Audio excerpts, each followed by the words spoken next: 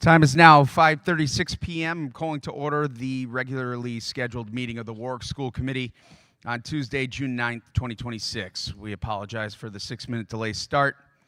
At this time, I would be looking for Ms. Tedeschi. Please call the roll. Mr. Galligan? Here. Ms. Hazelwood? Ms. Kirby-Chapman?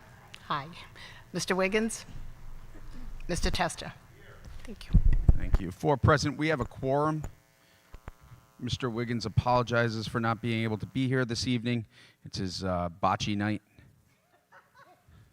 I'm kidding. He's ill. He couldn't come. But he sends his congrats to everybody being recognized this evening. And he is watching from home, cursing my name. At this time, I would ask everybody willing and able to please rise for the Pledge of Allegiance.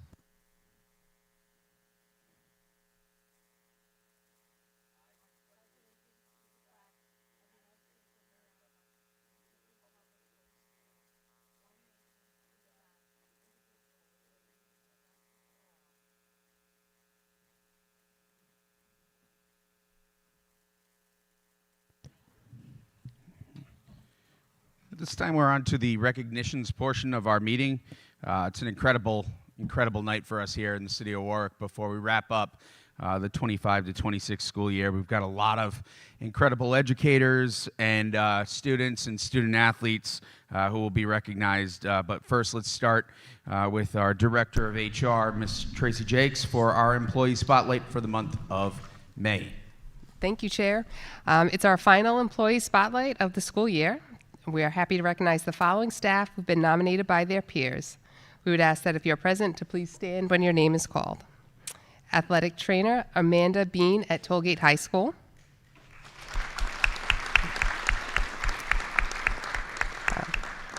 Our second athletic trainer Erica Winter at Pilgrim High School.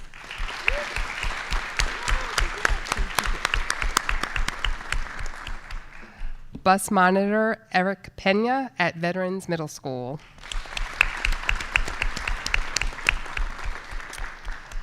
Guidance Secretary Denise Peasley at Windman.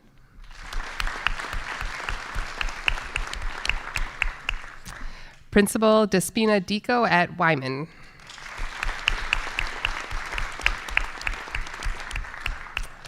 Custodian Brandon Elliott at Oakland Beach Elementary.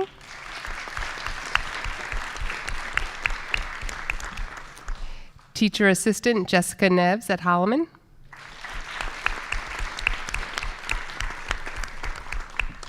And our final one is elementary teacher Paula Regan at Norwood Elementary.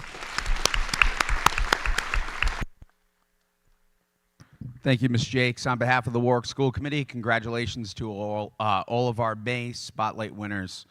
At this time, I would ask if my colleagues would like to join me down on the floor, as well as Superintendent McCaffrey. Ms. Tedeschi, you can come down too if you'd like. No, you're good over there? All right.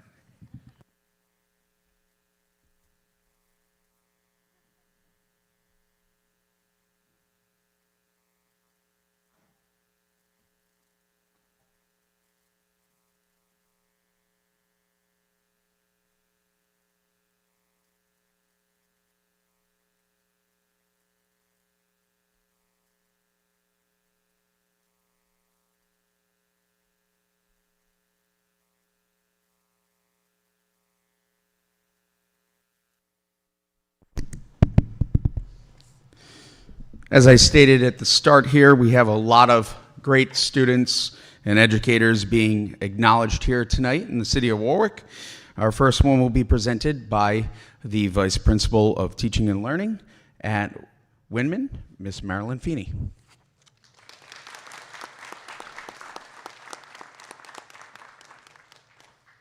Good evening, Superintendent McCaffrey, School Committee Chairman Galligan, and the rest of the school committee. I would like to take this opportunity to recognize Braylon Caputo, an 8th grade student at Windman, who recently received the Middle School Award in the Always Learning RI Art of Math Gives Hope Art Contest. Congratulations, Braylon. Your creative work beautifully demonstrates that mathematics extends far beyond the classroom, highlighting its connection to arts, creativity, and the world around us. Windman is proud of your achievement and the thoughtful message your artwork conveys.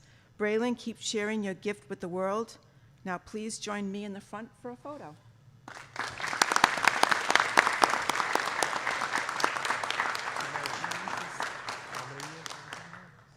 What? 56.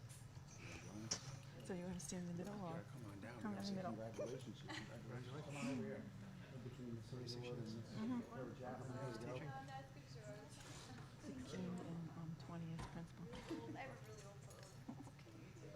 Make sure you get our good side, all right? Did you take one? Oh, okay. All right, ready? 1, 2, 3. Looks good.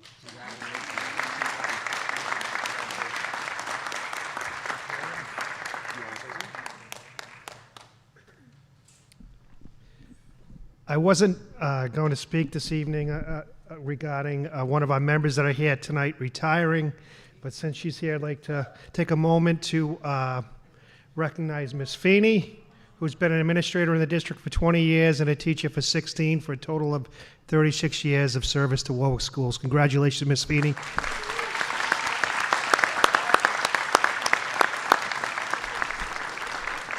I wish you the very best in the next chapter of your life. Thank you. I plan on enjoying it. Poor Miss Feeney. Despite her retirement, she still lives 4 or 5 houses down from me. So she still has to see me.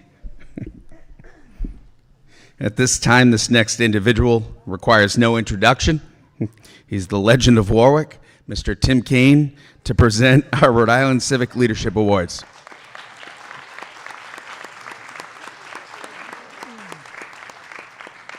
I had him in class. I'd say he was worse, but I'd be lying.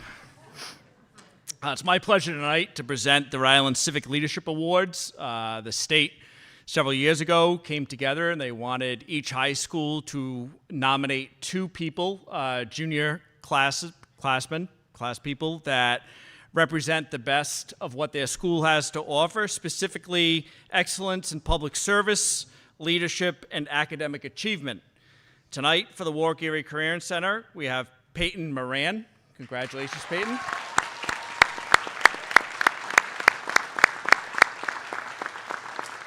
We also have from the Career Center, Avery Medeiros.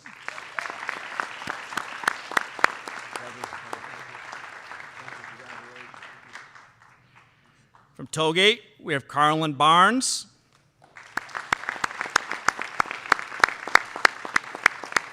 And we have James Daly.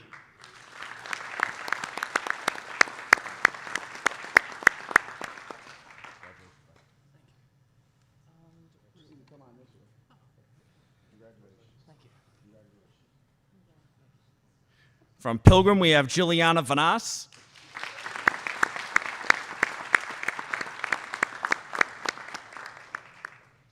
And William McCall.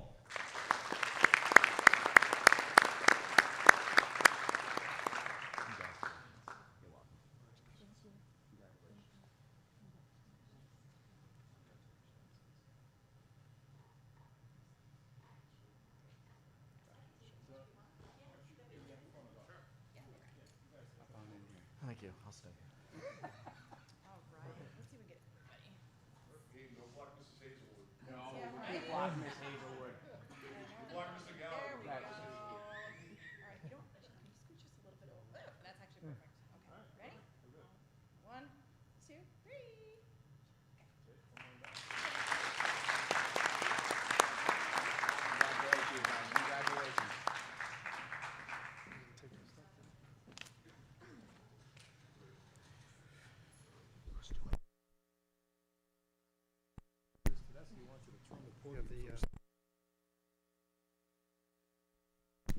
Whatever you like, Ms. Tedeschi.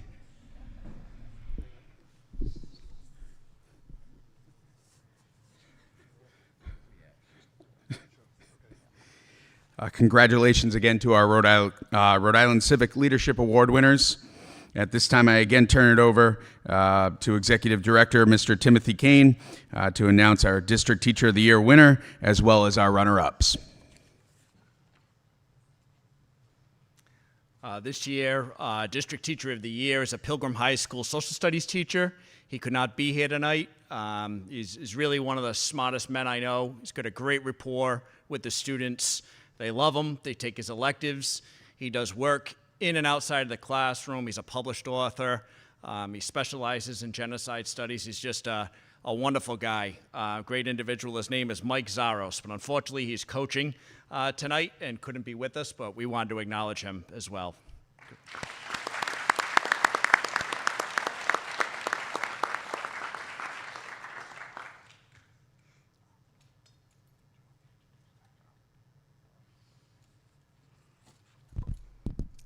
Hi, everyone. My name is Lisa Schultz, and I am the Executive Director of Elementary Education for Warwick. Tonight is one of my favorite nights of the year. It's when we get to celebrate not only all of our awesome students that get awards and our employee spotlight, but our District Teachers of the Year and the people that have even nominated them. We have a bunch of people that were nominated this year, and I just wanted to go through some of the nice things that people have said about them. So, Mr. Kane, the legend, of course, I just wanted to just add on to what you said about Dr. X, I think they call him, right? Principal Gibbons wrote this in his nomination.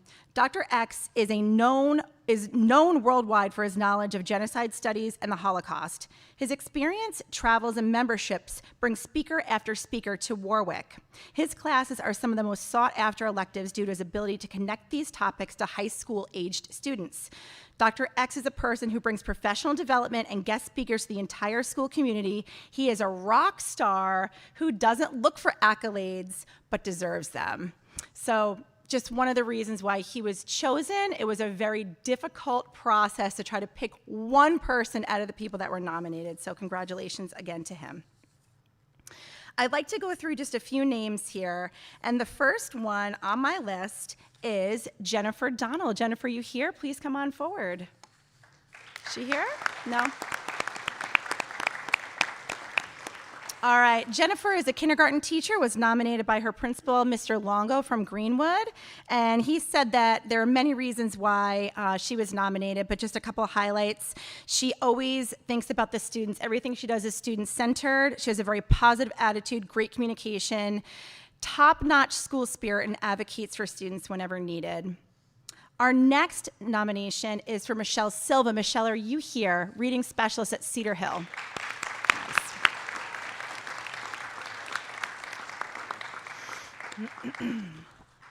Okay, I wish it was $1 million, but at least you get a nice certificate.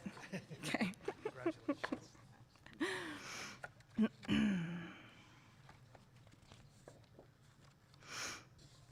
There it is. If you can give this to Michelle. Thank you. I'll just say a few words about Michelle as well. Whether she is working one-on-one with a struggling reader or collaborating with classroom teachers, she approaches her work with dedication, compassion, and expertise. She does not simply provide reading support, she builds confidence. I thought that was so nice. Congratulations again, Michelle.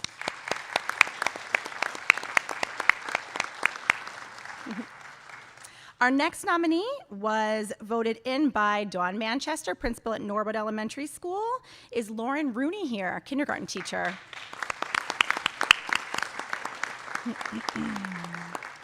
Hi. Thank you for being here, Lauren. Thank you.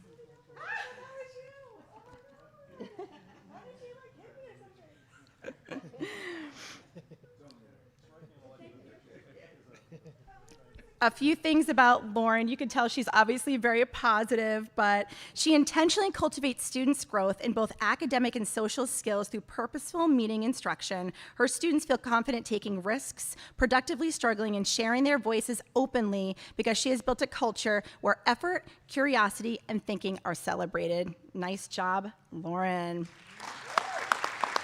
Yes, yes, yes. All right, our next district nominee is Pamela Dwyer from Scott Elementary School, kindergarten teacher. Lots of kindergarten teachers this year. Pam, are you here? No, she's not here tonight? That's okay. All right, a lot of nice things. She actually had 2 different nominations from 2 different people at her school, but she's a passionate teacher dedicated to fostering a nurturing, inclusive classroom environment where young learners feel safe, valued, and inspired to grow. Congratulations again. Our next nominee was nominated by Mr. Yates, principal over at Oakland Beach Elementary School, another kindergarten teacher, someone that I knew as a long-term sub at Park Elementary School and thought she was incredible then, Miss Christine Simoneau. Simoneau, come on up.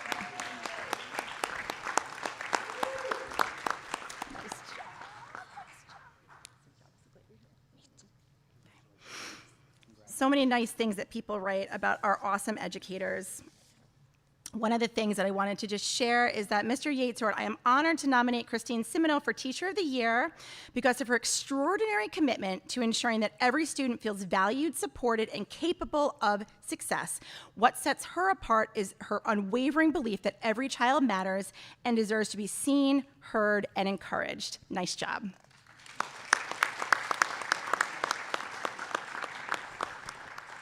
All right, our next nominee is Sam Fagan, grade 1 at Sherman Elementary School. Sam, are you here? No? Okay. All right, Principal San Martino Clinton writes, one of Samantha's outstanding qualities is her patience and genuine care for each student. She takes the time to understand every child's strengths, challenges, and learning styles. Because of this, students who may start the year feeling unsure about school quickly gains confidence.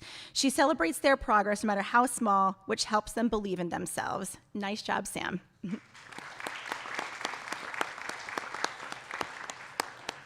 All right, our next one, we're getting towards the end here, is Jamie Diggins, grade 3 over at Hoxie.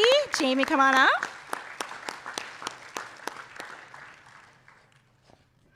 Thank you for being here. Thank you. Congratulations. Principal McCombs writes, Mrs. Diggins is an extremely dedicated teacher that puts her students' needs first at all times. She embraces new curriculum and quickly becomes a teacher that everyone approaches with questions.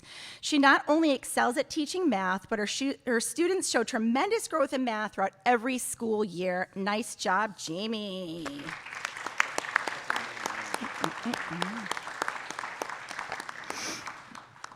All right. Speaking of legends, I don't know if you want to say something about Mr. Christopher Bianco.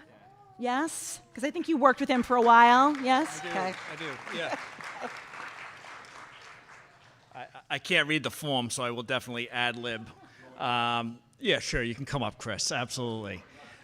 Chris is actually, Chris and I go back to when Warwick Vets was a high school. He was really one of the original CTE teachers before CTE took on the role that it's taken on in today's society. Great guy, comes off as tough, but he's not. Call him a teddy bear. He's got a heart of gold. He's got a great partnership going with Electric Boat and the welding program. He's really what everything in education should be about right now. So thank you, Chris.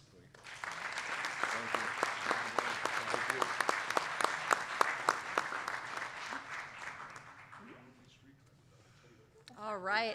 Another secondary nominee that we have from Veterans Middle School is Patricia Bastia. Are you here, Patricia? No? Okay.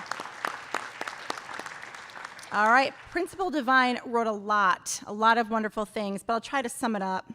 I am proud to recommend Patricia for District Teacher of the Year. She's an outstanding educator who consistently pushes her students to do their very best while creating a classroom where students feel supported, respected, and valued. Nice job.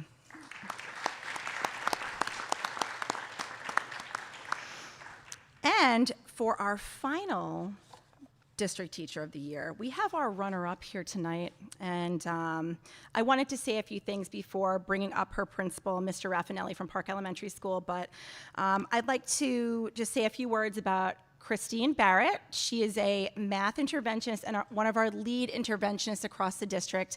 I've had the pleasure of knowing Ms. Barrett for the past, I'd say, 7 years at this point. We worked very closely together on the leadership team, and she's been an invaluable member of the leadership team at the district level as well, bringing incredible ideas that actually have increased scores across the entire district due to her efforts. So I wanted to bring up Chris Barrett and her principal, Ryan Raffinelli.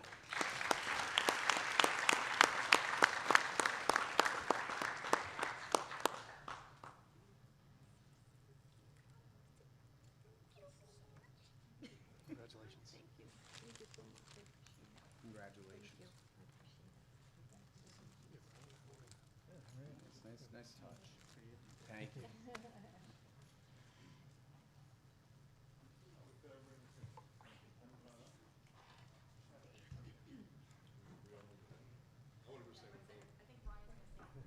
I want to get between these two. I'm going to be the rose between the two thorns.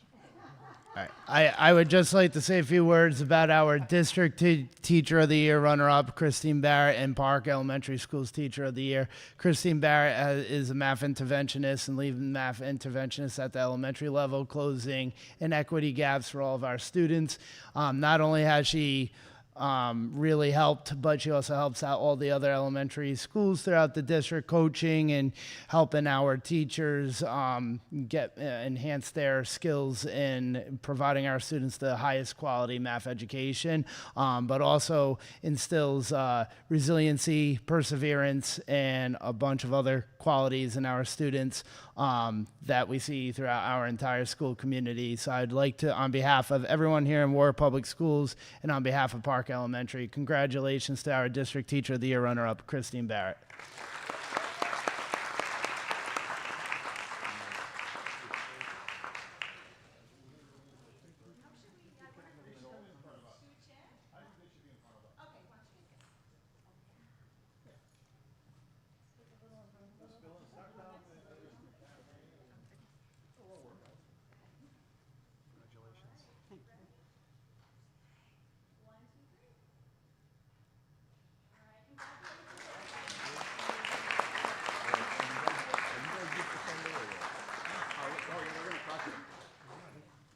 I just want to let you know, there's a foursome of students playing. So if you lose to them, I don't want to hear it. Well, I'm just saying.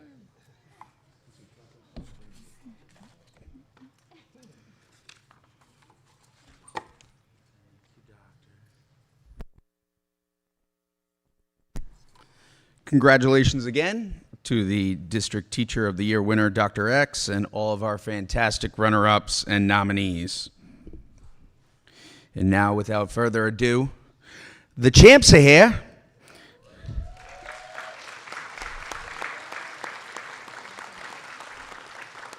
It's been an incredible year, banner year in Warwick. A lot of hardware, a lot of trophies. This next team this first team coming up, they're no stranger to winning state championships. So now I'm going to turn it over to our athletic director for the city of Warwick and Warwick Public Schools, Mr. Ken Ricks.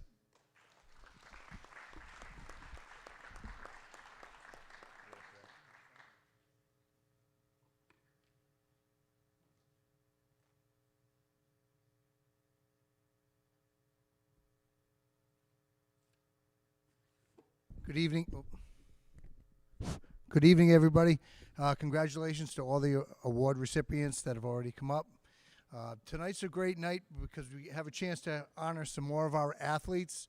I've been fortunate enough this year to be up here on a number of occasions to honor our student athletes for their successes and to understand the full magnitude of their accomplishments is to just look at some of the situations that these athletes have had to face this year. I wasn't sure exactly how the year was going to go along as far as the new schools being built and the athletes being displaced and having to practice and play at different facilities. You've heard a lot about some athletes going to pathway programs. Many of our athletes stayed here and they succeeded. there was an interview that the Beacon asked me going into this spring and asked what our facility situation was going to look like. And I went through the practice and game facilities, and I realized, well, I knew we were at many places, but we were at 15 different athletic facilities. That's quite an accomplishment for our athletes that they were able to make that adjustment, and the parents as well, the parents helping them to get to those facilities and overcome any obstacles in their way and reach the point of success that they have. And as I said, I've been up here multiple times during the month, during the school committee meetings each month, and we've been able to honor these athletes. I want to start today by honoring a team from the winter, and then I'll move in and talk a little bit about our spring stuff, and that's the Pilgrim Girls Cheerleading Program, the competition cheerleading program. What a lot of people don't realize about the cheer programs is the time and effort that those programs actually put in to be as good as they are. It's not what traditional cheerleading teams did back in the earlier days. These athletes are training year-round. They spend a lot of time, effort, money, training. The coaches, the hours that they put in, they couldn't possibly be thanked enough for the efforts that they put forth. And together it all culminates when they can get a special recognition of winning a championship. They won again. They won a couple years back, and they won again this year, and did not attend the scheduled presentation because many of the girls wanted to cheer for the unified team that night, and that was the night they were supposed to get their award. So that really spoke volumes that they were able to put others first before their own success. But tonight we get a chance to have the girls come up and receive their certificates. So without further ado,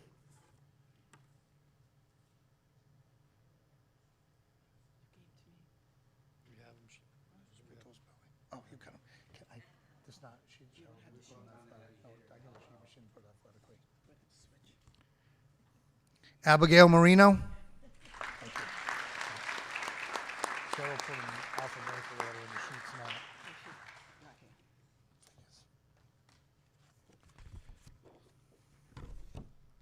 Alexis Manitakis.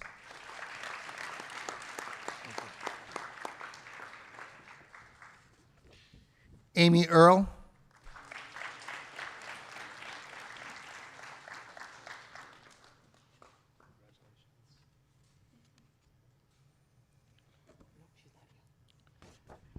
Aubrey Bonang.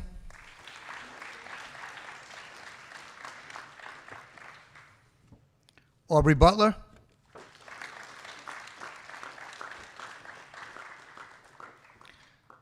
Aleska Damian. Bailey Cook.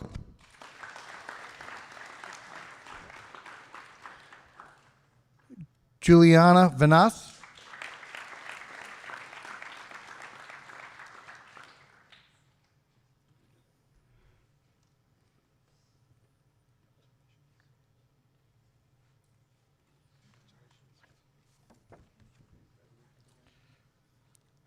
Iris Hackboth.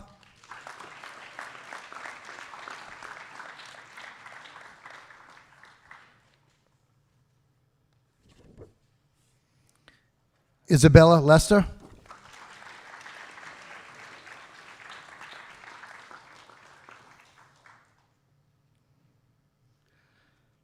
Kamila Wozinska.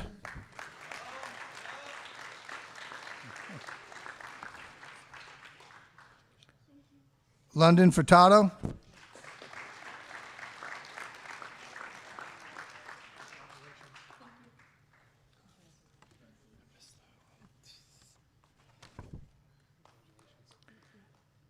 Mariah Schreffler.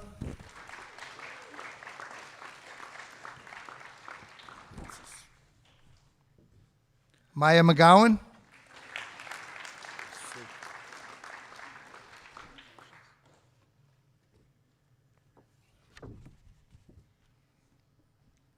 Safura Donaldson.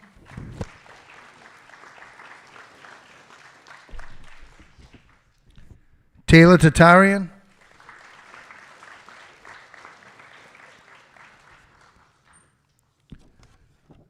Head coach Taylor Levin.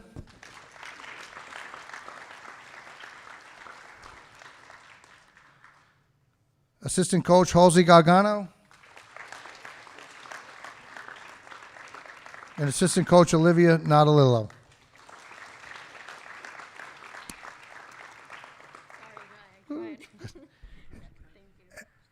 And those are your 2026 competition chair state champions.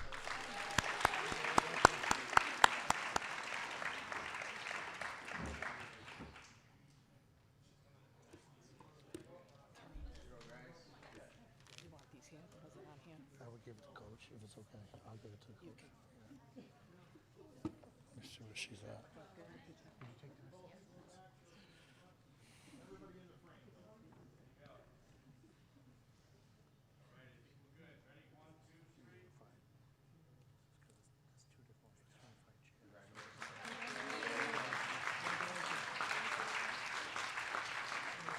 Thank you. Congratulations, girls. Yes.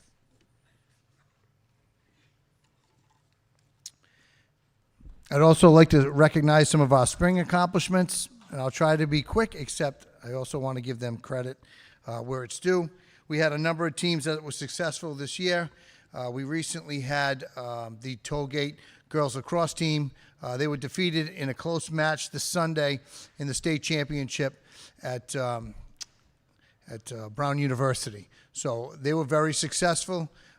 We had many teams that qualified for the playoffs, and I just wanted to make a quick note before I recognize the people that are here, because the state track meet was also this weekend, and we didn't have the time to have some of our state champion winners honored tonight. We will at a later date. With the summer coming, sometimes that can get delayed. But I just wanted to share the news that Tollgate's Vanessa Jones won the discus state championship.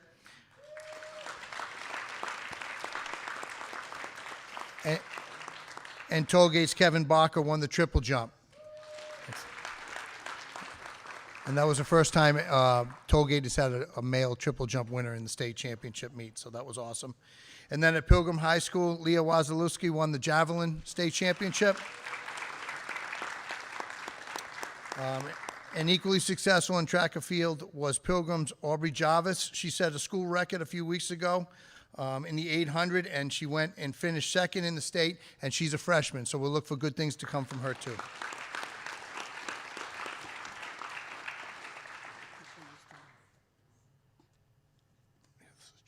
you want to start with the chair? I don't know. I'll start with the other one just so we're in order.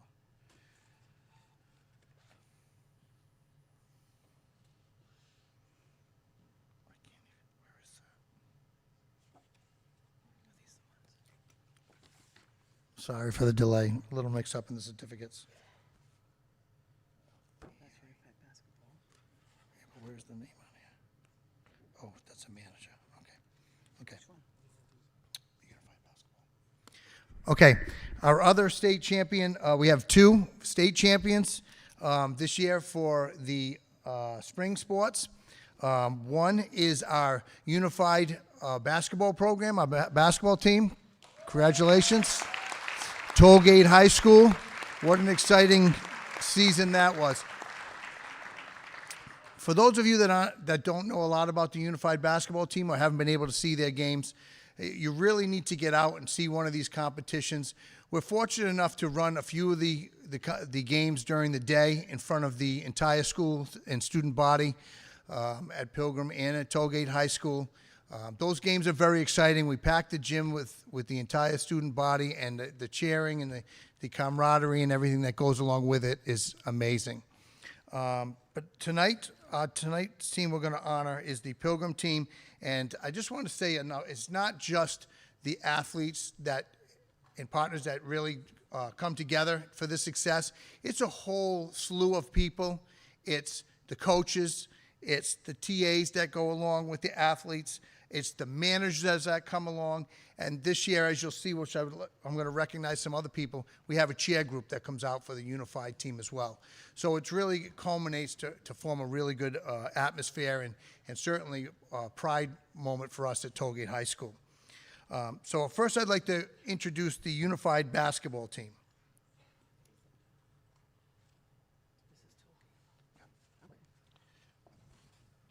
And we'll start with just trying to see, our student managers of the team, Anne Marie Alfieri.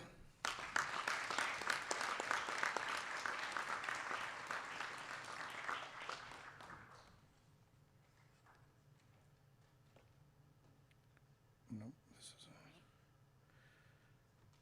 where am I not seeing this?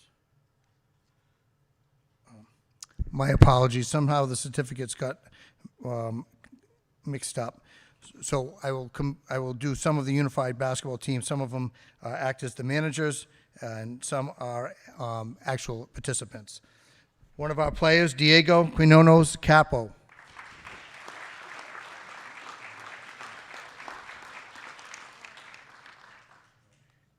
Grayson Coyote.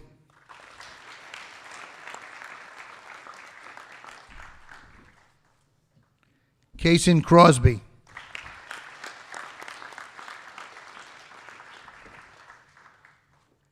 Jaden Cruz.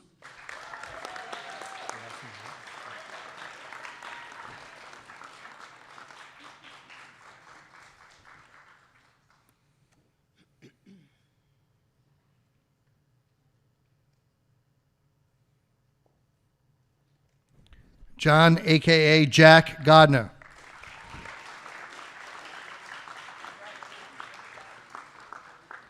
Jordan Kerr.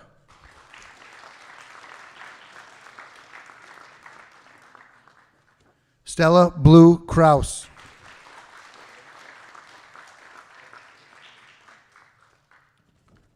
Robert Lawler.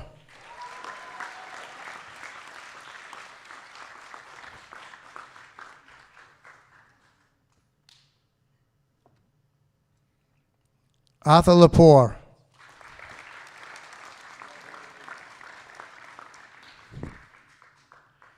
Nathaniel Lester.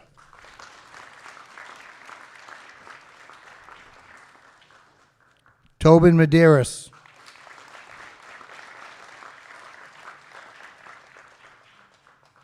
Angelina Morin.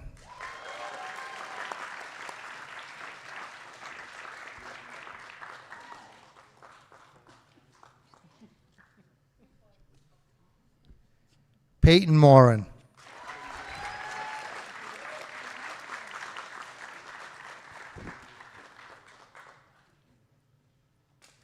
Caden Redmond.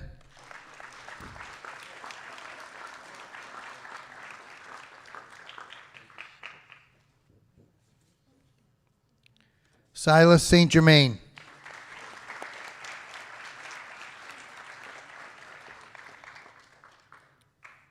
Anastasia Scott.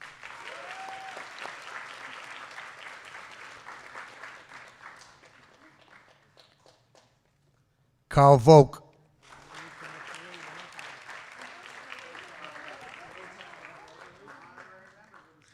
Alston Whitfield.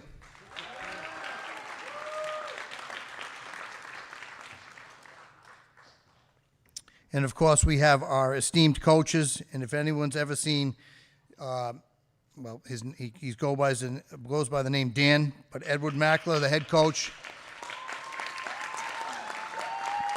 There is no one like this guy.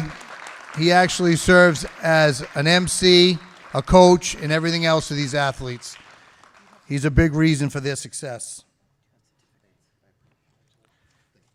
And also Jack Larrabee.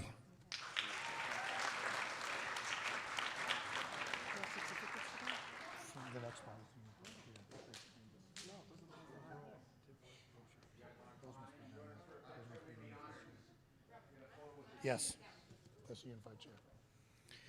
And now we'd like to recognize the unified chair team.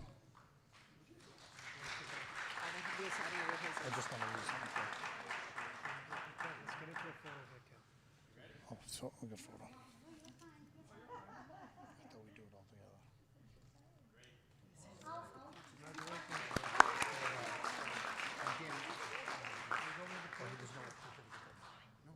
We'll get it back.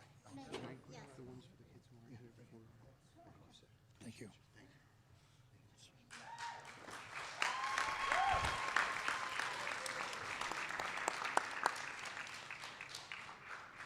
And now for our esteemed unified cheerleading team for their Championship Spirit Award, I'd like to recognize Abigail Adoyan.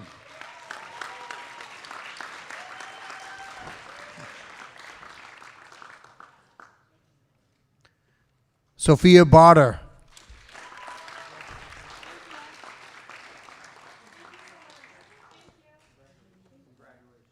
Jalissa Bishaw.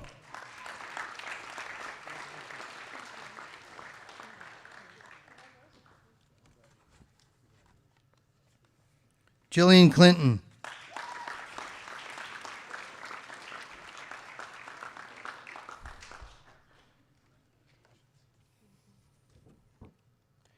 Natalie Garcia.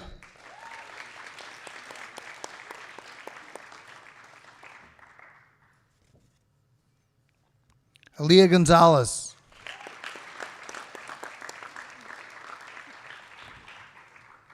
Kaylee Gonzalez.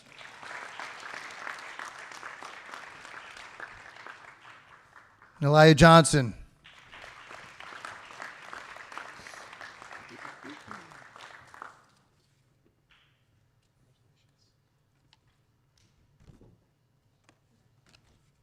Amber Jones.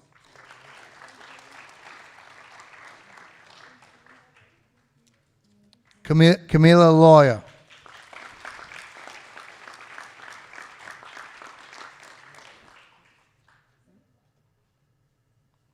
Avery Luca.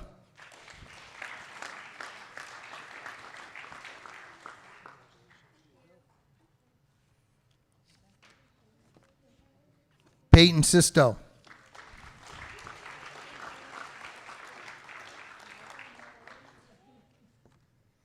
Raylan Tierney.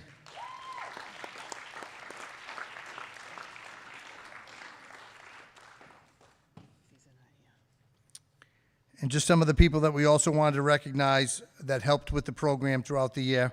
Melissa Chafee, Kirsten Rydberg, Kayla Botham, Nicole Petrocelli, Samia Muhammad, and Crystal Bass.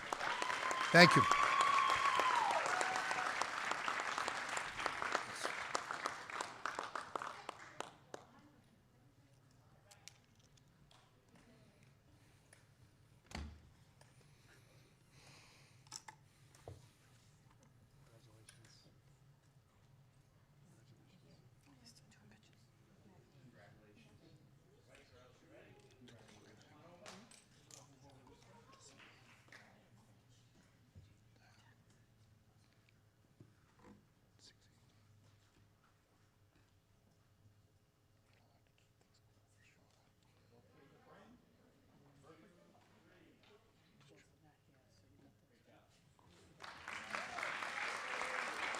Is Coach still here?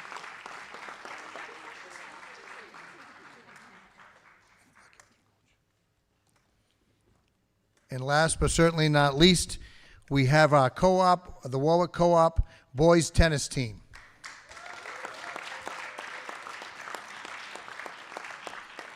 As with any sport, the hours of practice and commitment to these programs is what builds it. I just wanted to say a couple things about these coaches so you get a little understanding of how this was built. We didn't just get lucky with this tennis program and their success. This was built over years of commitment, starting at the middle school level. A few years back, we instituted a middle school tennis team at Windman and Warwick Veterans, and it became an interscholastic sport. Due to different things that transpired with the Interscholastic League, it was taken off the sport list, and the teams were forced to stay as clubs. At first, we were able to get some financing to keep those clubs in effect. We wanted to because the number of athletes that were participating were enormous. But in the last year, the finances for the coaches' stipends were no longer available. But we had a couple of coaches, the two coaches that are part of this winning program, volunteer their time anyway. And they spent countless hours over the last couple summers on their own dime, on their, giving up their summer hours to have clinics for our tennis players.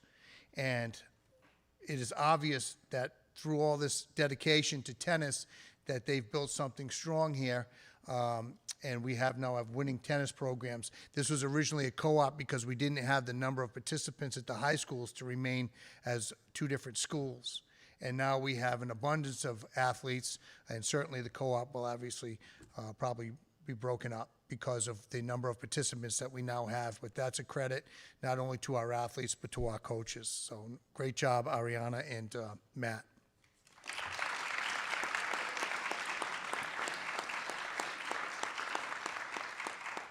This year's co-op team was a perfect 14-0 this season, undefeated in their league record, and their victory in the championship against PCD had to be played at East Providence due to a rain situation, which was basically a home field advantage for PCD as their school was right next door.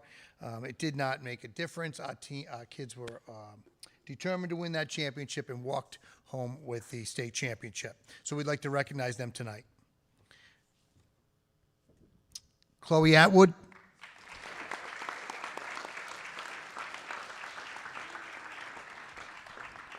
Tiffany Bianco.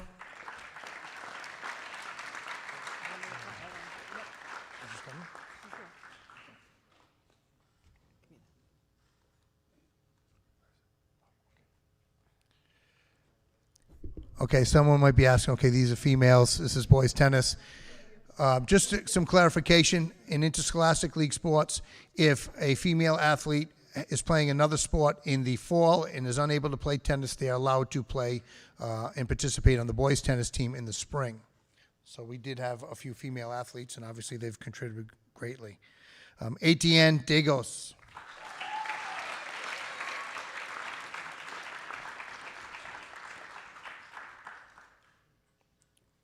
Ryan De Silva.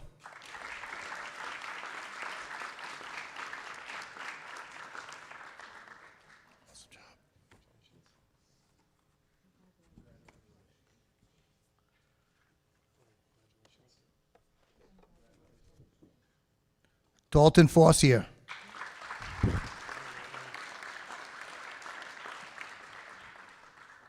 Max Giroux.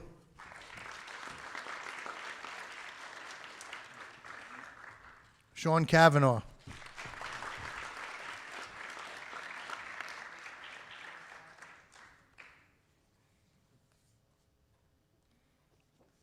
Alessandro Lebaron.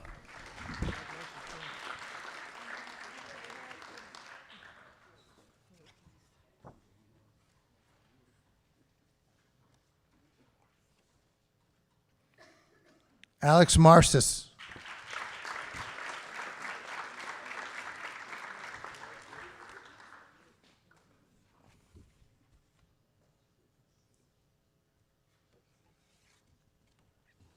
Will Marcis. Awesome job, man.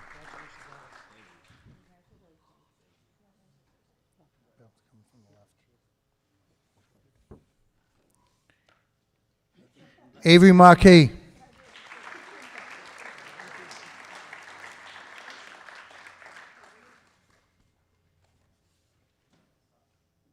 Alexander Mahalos.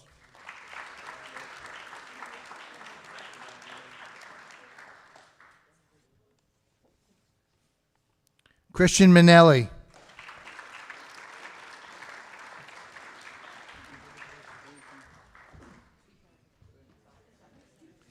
Liam O'Connell.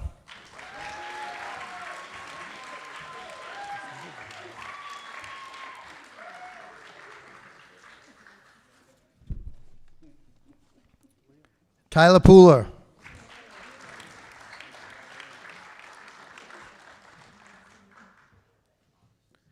Xavier Pruitt.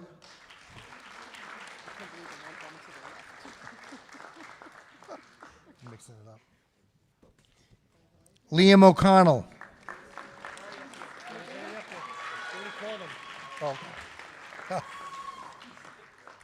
And our coaches, Matt Morris and Ariana Greco.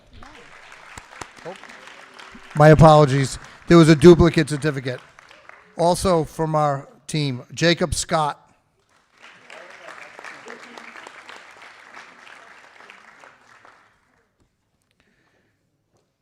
Jacob Wadaga.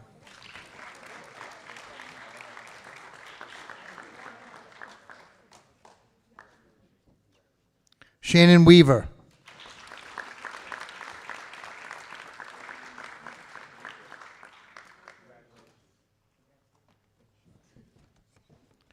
Griffin Weldy.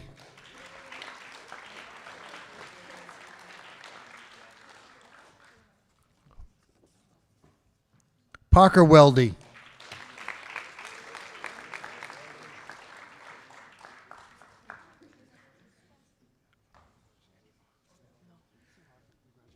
Cornelius Smed. And our esteemed coaches, Matt and Ariana. Congratulations to the Co-op Boys State Champion tennis team.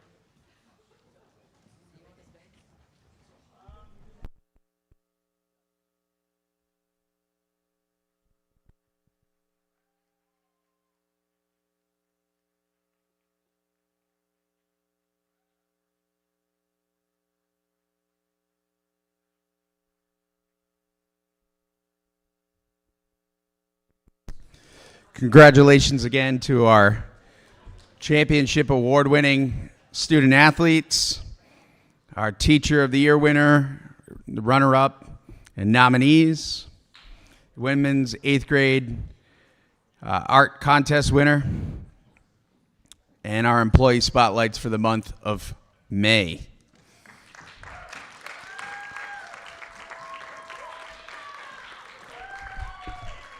And while we get settled back in, I would be remiss if I didn't round out our final recognition of the 25 to 26 school year by congratulating all of our pre-K students moving up to kindergarten.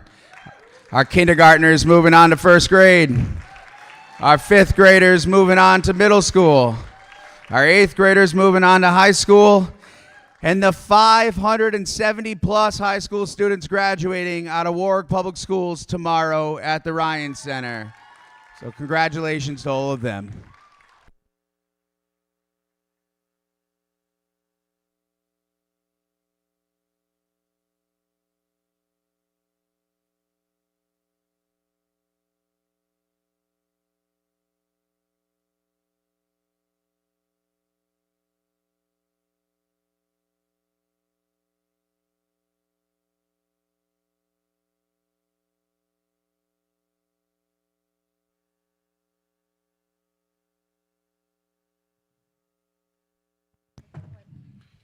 Okay. We have a great problem on our hands, and that's we had so many people to recognize that it's kind of trickled into our executive session. So I do apologize, but there's going to be a 15-minute delay on starting open session. We will come back out and begin open session at 6:45. Again, we will come back out of executive session and return here at 6:45. So being that we'll be looking for a vote to go in a closed session for discussion and/or action regarding those items of business exempt from open meetings under Rhode Island General Laws, RIGL 42-46-5, A1, A2, A4, A8, and A9. So moved. Made by Ms. Hazelwood. Second. Seconded by Mr. Testa. All those in favor? Aye. Anyone opposed? Motion carries. We're in executive session at 6:30, returning at 6:45.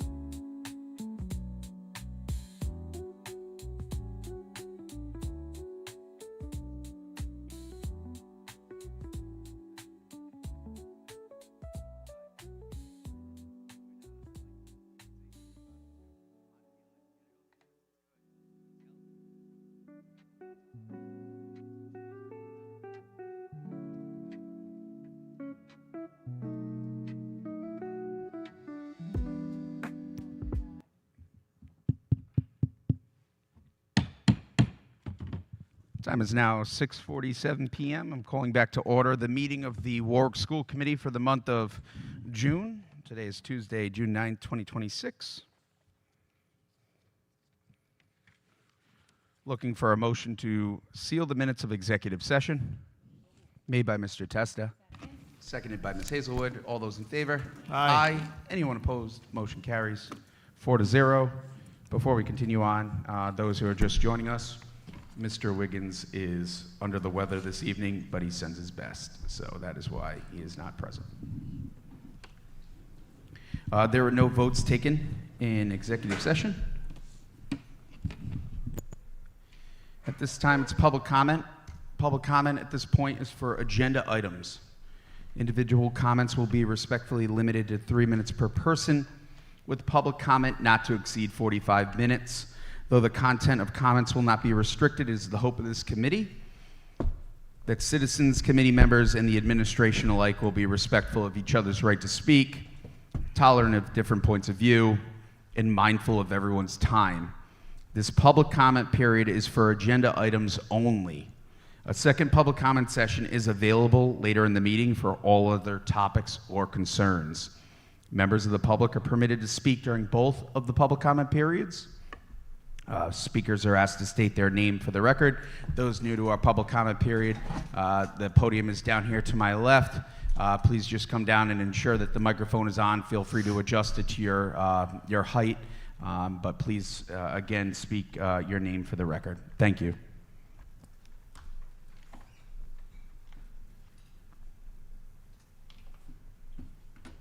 Let's see if I think, is that it? Thank you. Good evening, everybody. I am Mary Townsend, Special Education Teacher Assistant, Wise Union President. I wanted to speak a little bit about the non-renewals because they're on the agenda. I understand, over the years, this happens, it happens with teachers, it happens with our teacher assistants and other staff as you determine the need for the support staff and for the teachers. I just feel like I have to say this year, I feel that the large number of teacher assistant renewals is actually based on what's happened at the Warwick Early Learning Center. So I'm hoping that as the future, as we move into the next school year, and based on the decisions that have been made for programming, that everybody relooks at it. There are other districts that do other things in a variety of ways that probably are also cost effective. And I know we have a larger district and we have a lot of students, but we still will have a lot of students coming despite what the numbers are now. And those students need staffing. So I just want everybody to take all those things into consideration. Thank you. Thank you, Ms. Townsend.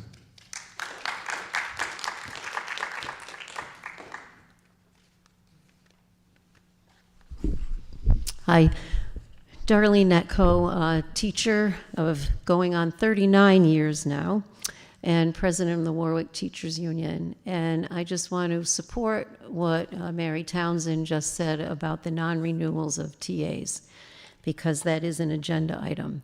And I concur with her that those non-renewals are a function of what is happening at WELC. And I think if people actually went over there and spent a day or two and observed what happens over there on a daily basis, decisions might be different. Every year you do cut TAs, you cut teachers and support professionals too, which you shouldn't be cutting anybody. We were cut to the bone a number of years ago. Our previous superintendent said we were right-sized, but apparently that doesn't seem to be the case, or allegedly. And I just know that once the year starts, you're going to be rehiring TAs, because you have students who have in their IEPs that they're going to need one-to-one TAs, and you're going to have classrooms where TAs have been eliminated. You're going to find that you need to put them back. So it's unfortunate that these cuts are being made now, people's lives are being disrupted, Some people are being laid off. Some people are being involuntarily transferred. And by the start of school, a lot of what's being undone is going to have to be put back together. Numbers are not finalized right now. We know that, especially for kindergarten and the preschool. So the kindergartens that were cut also might need to come back. And of course, there are TAs missing from kindergartens. Years ago, we used to have 2 TAs in a kindergarten, acknowledging that some of those kindergarten students were not yet identified as needing IEPs, so we had a special ed TA and a regular ed TA in a kindergarten. And now we're down to 1 TA, and we could use those back.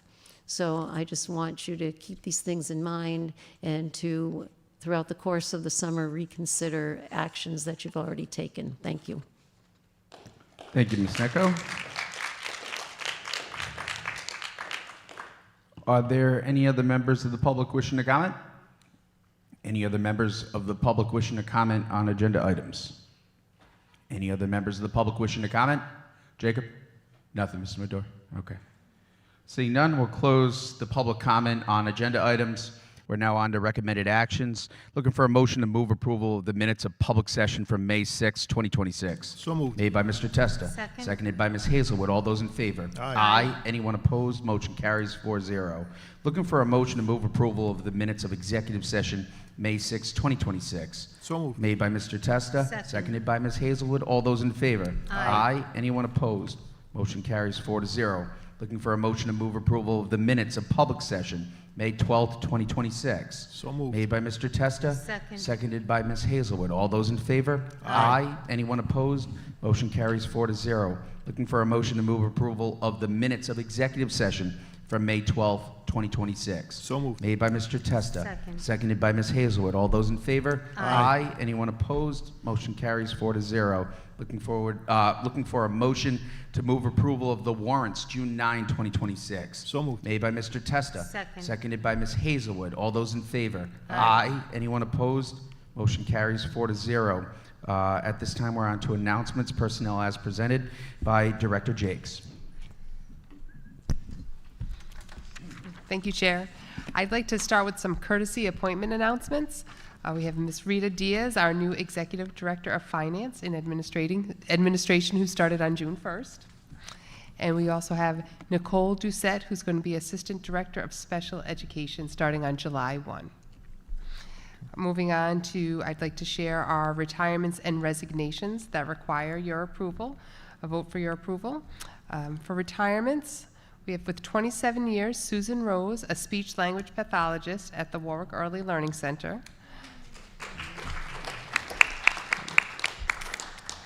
With 10 years, Mary Lou Votto, our school social worker at Holloman Elementary School. 5 years, Karen Fonts, guidance counselor at Pilgrim High School. 24 years, Lori Grant, teacher assistant at Veterans Middle School. With 21 years of service, Diane DiBiasio, a teacher assistant at Tollgate High School. With 5 years, Elizabeth Matadeo, a teacher assistant, one-on-one at Veterans Middle School. And we also have, with 28 years, Michael Carton, a cleaner at Pilgrim High School. Thank you, Ms. Jakes. I'd be looking for a motion to move approval on the retirements and resignations as presented. So moved on the retirement. She hasn't read resignations yet. Excuse me? Retirements. On the retirements. So moved. Second. Mr. Testa, seconded by Ms. Hazelwood. All those in favor? Aye. Anyone opposed? Motion carries on the retirements. Thank you, Mr. Testa. I got excited there. For resignations, we have Kayla Quirk, Business and Procurement Manager. Georgia Testa, English teacher at Tollgate. Denise Messier Reynolds, a teacher assistant kindergarten at Norwood Elementary. Adriana Santos, senior clerk in transportation. And Joseph Gemma, night custodian at Sherman Elementary School. Looking for a motion to move approval on the resignations as presented. So moved. Made by Mr. Testa. Second. Seconded by Ms. Hazelwood. Mr. Testa, for the public's edification, Ms. Testa is going off to college to get her doctorate, correct? Correct. Nice. And where did she select she's going? State of Washington. Nice. Well, congratulations to Thank you. to Georgia Testa and the Very whole proud. Testa family. So, We're very proud. all right. All those in favor? Aye. Anyone opposed? Motion carries 4-0. Anything else, Director Jakes, for us? No, that is all. Thank you. Why do you keep laughing at me this evening? You're still doing it.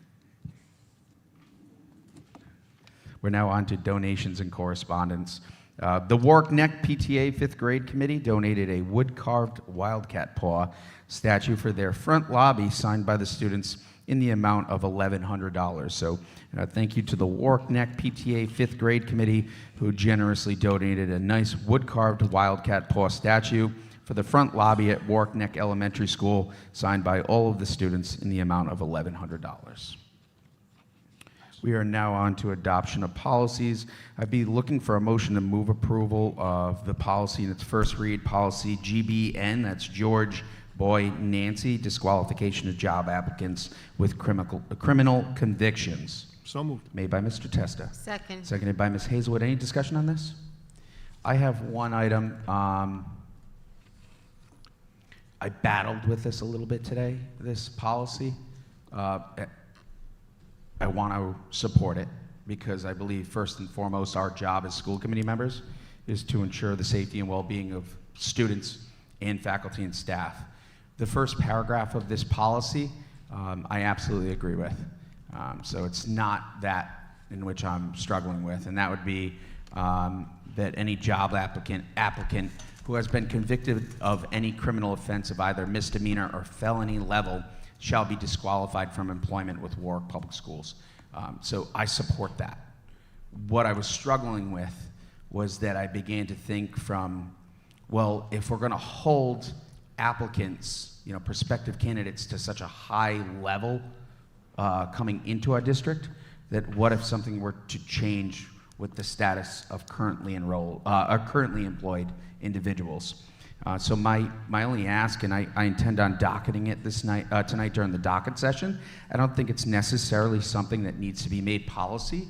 I think it's something that needs to be proceduralized within our HR department, whereby if we're going to hold applicants to such standard, then it should be across the board because they're still going to be around students and other faculty. So that's why initially I was looking at it and I'm going, well, if I pass it and not address the latter that I discussed, I'm kind of being hypocritical a bit.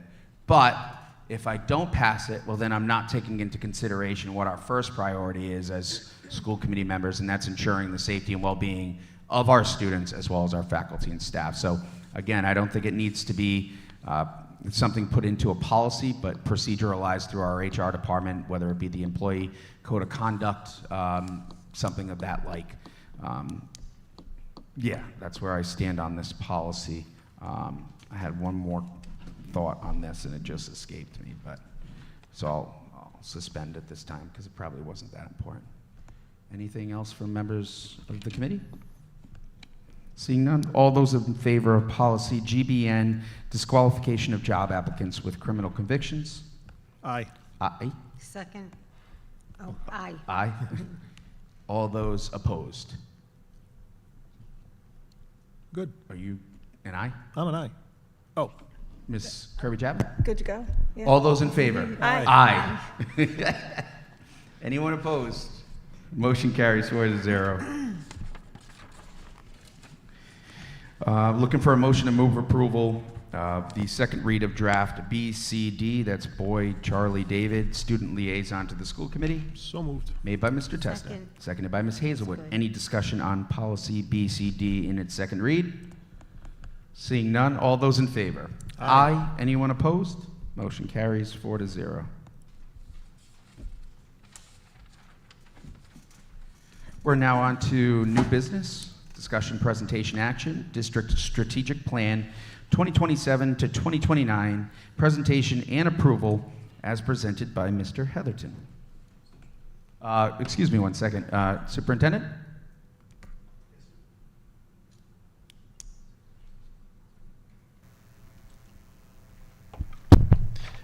Mr. Chair, members of the school committee, First of all, I'd like to thank Mr. Heatherton for chairing the Strategic Planning Committee.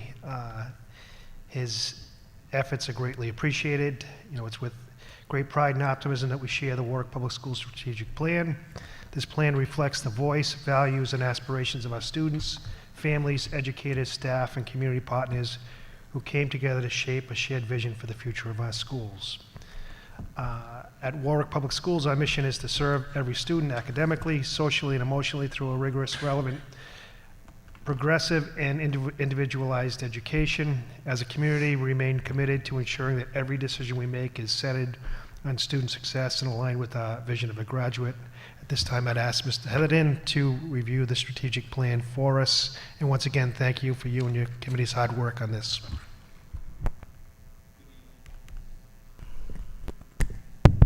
Good evening, everyone, and thank you, Superintendent McCaffrey. Tonight, I am pleased to respectfully submit the Warwick Public Schools Strategic Plan for approval and submission to RIDE. As a note, the full plan is located in the open folder for tonight's meeting. The plan serves as our district's North Star, providing direction, focus, and alignment for the work ahead. It reflects our shared commitment to student success, continuous improvement over the next 3 years. As a reminder, this work is intentionally aligned at every level. Oops, I think I skipped a slide. There we go. As a reminder, this work is intentionally aligned at every level. The Rhode Island Department of Ed establishes statewide priorities and expectations. Then our district strategic plan translates those priorities into local goals and action steps, and then individual school improvement plans that align directly to this strategic plan. This ensures that state goals, district goals, and school goals are all moving in the same direction.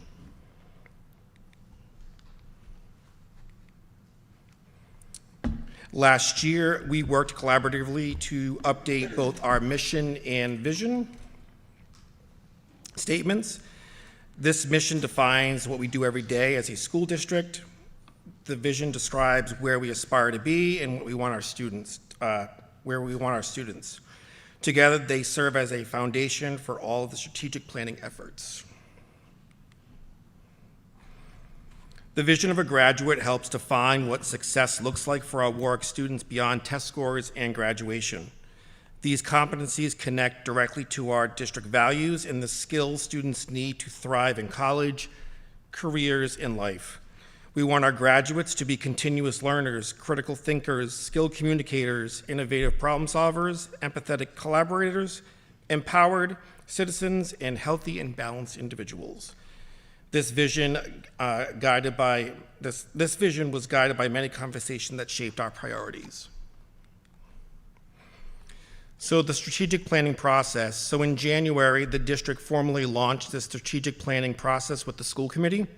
We partnered with CLE, an organization with extensive experience facilitating strategic planning throughout Rhode Island.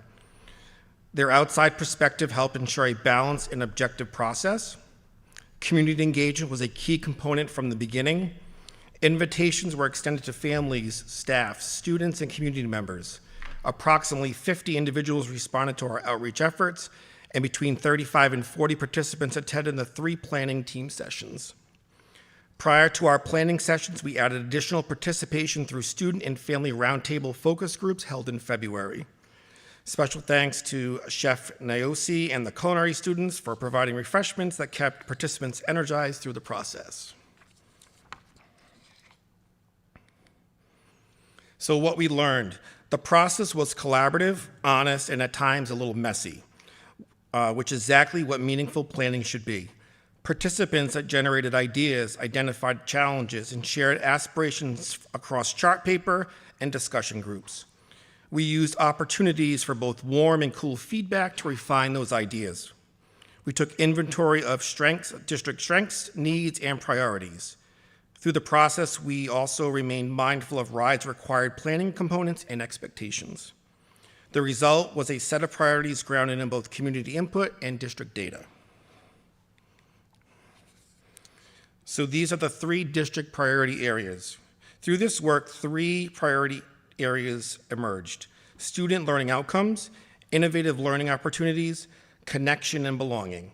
While participants discussed many important topics, including school facilities and construction, those areas are addressed through other planning processes and committees. The strategic plan remained focused on improving student outcomes and student success. So, student achievement goals. One question stakeholders frequently ask was why the goals are not set at 80, 90, or 100%. So effective strategic planning requires ambitious yet realistic targets. These goals are intentionally designed as stretch goals that challenge us while remaining attainable. The targets are based on current performance data, historical growth patterns, and what can realistically be achieved through focused implementation. Our objective is sustained improvement, not simply setting numbers that look impressive on paper.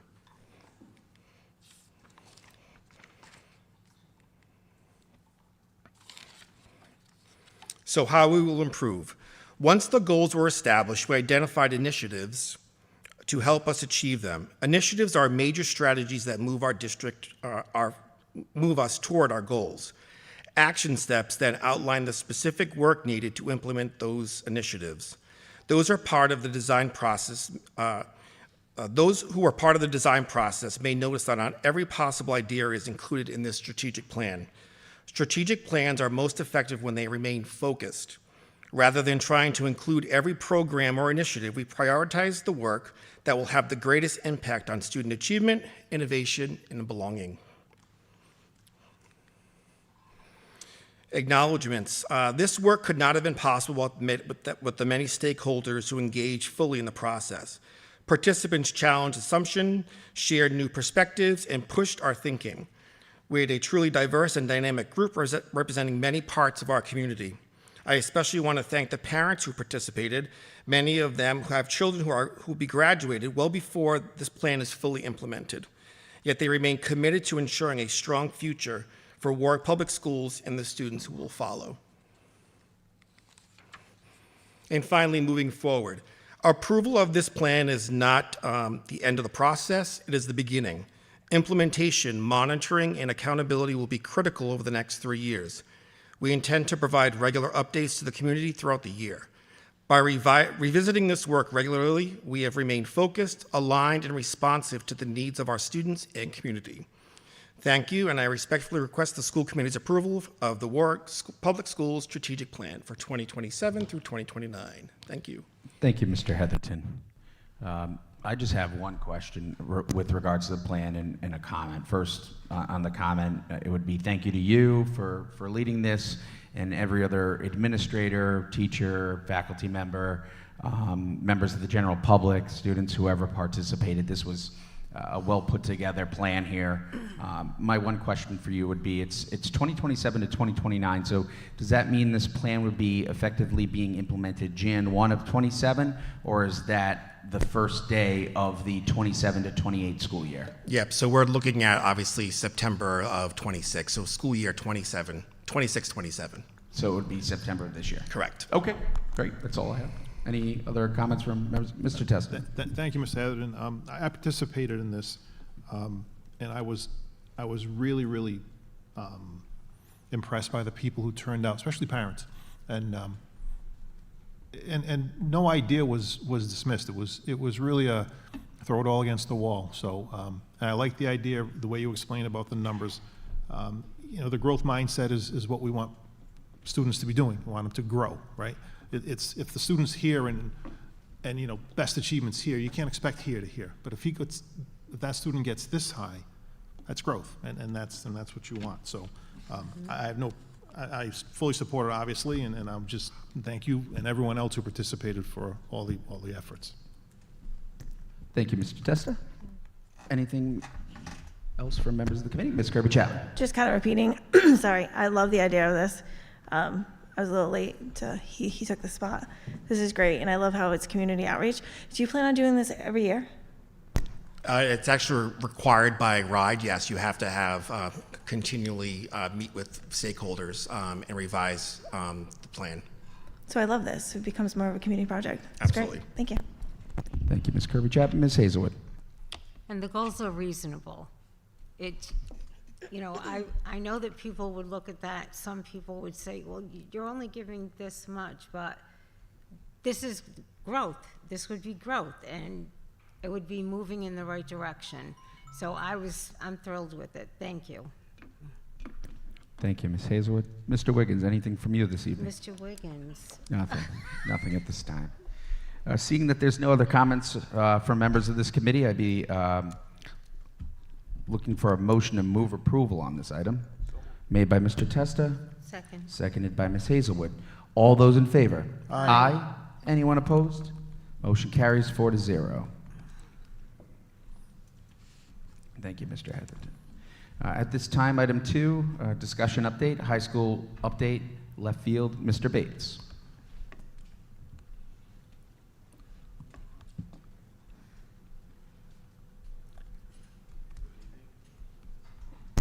Hello, good evening. So as we head into the summer, we're happy to report that the project activities at both Pilgrim and Tollgate construction sites remain on schedule.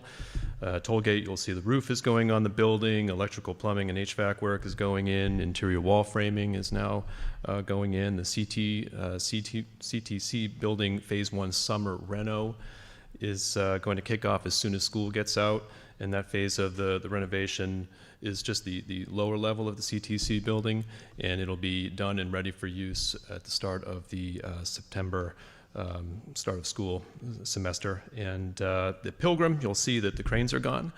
All the steel pieces are now in place. Exterior wall framing and sheathing is going up right now, and the concrete floor slab install starts tomorrow.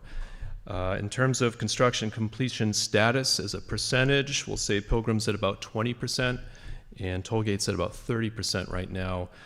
Perhaps more important is that we're out of the ground. Foundations and structure are in place right now at both sites. We're moving into a phase where there's a lower risk of unforeseen cost. That risk never goes to zero, but the likelihood of running into a major budget shock starts to reduce once we get to this point. And you're going to recall that early in the year, we projected a likely range of additional 13 million to 18 million above the approved 350 that would be needed to build the full projects, including the baseball and softball fields at both high schools. As of today, the forecast is holding true to be in that range. In fact, I think we're trending towards the lower end of that range, more towards 13 than 18 for sure. Obviously, that picture is going to continue to evolve and continue to become clear as each month of construction progresses. I think as both buildings start to become more weather tight at the end of this year, the cost picture will really start to become quite clear. That concludes my update. Happy to take any questions. Thank you, Mr. Bates. Any questions or comments? No. Seeing none. Mr. Testa, would you like to touch on the concrete pouring and around Pilgrim at this time and how it's going to be polished and finished off? Yeah, so what happens is we did send out a communication. We met with the Warwick Police, Councilman Ricks, because it's his ward. Essentially, once they pour the slab, they have to polish the slab, and that requires machines constantly running. So some of that work can go well into the evening, into the early hours of the morning, too. It's not like jet engine noise, but it's noise and lights. We did talk to the Warwick Police because we're worried about the noise ordinance, but it doesn't apply here because it's necessary noise, I guess is the way to describe it.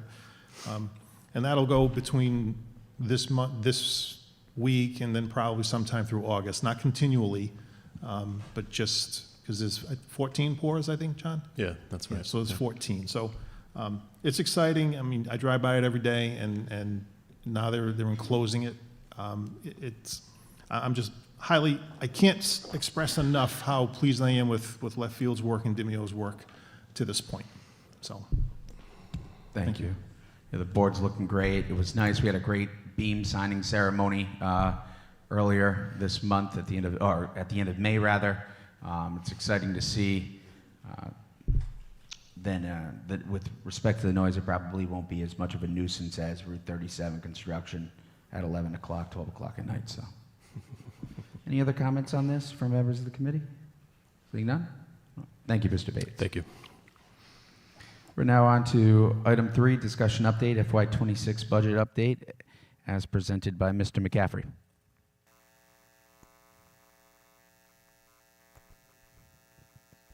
Okay. would you like to defer to your and introduce your new finance director? To At the this public? time, I'd like to introduce our new Executive Director of Finance, Ms. Diaz. Thank you. Good evening. I'm excited for this opportunity to serve my community, our community. My time here has been very brief, so my update is also going to be very brief. Starting with fiscal 25, the update is the ACOA file was accepted by RIDE early last week, which allowed the auditors to begin their audit work.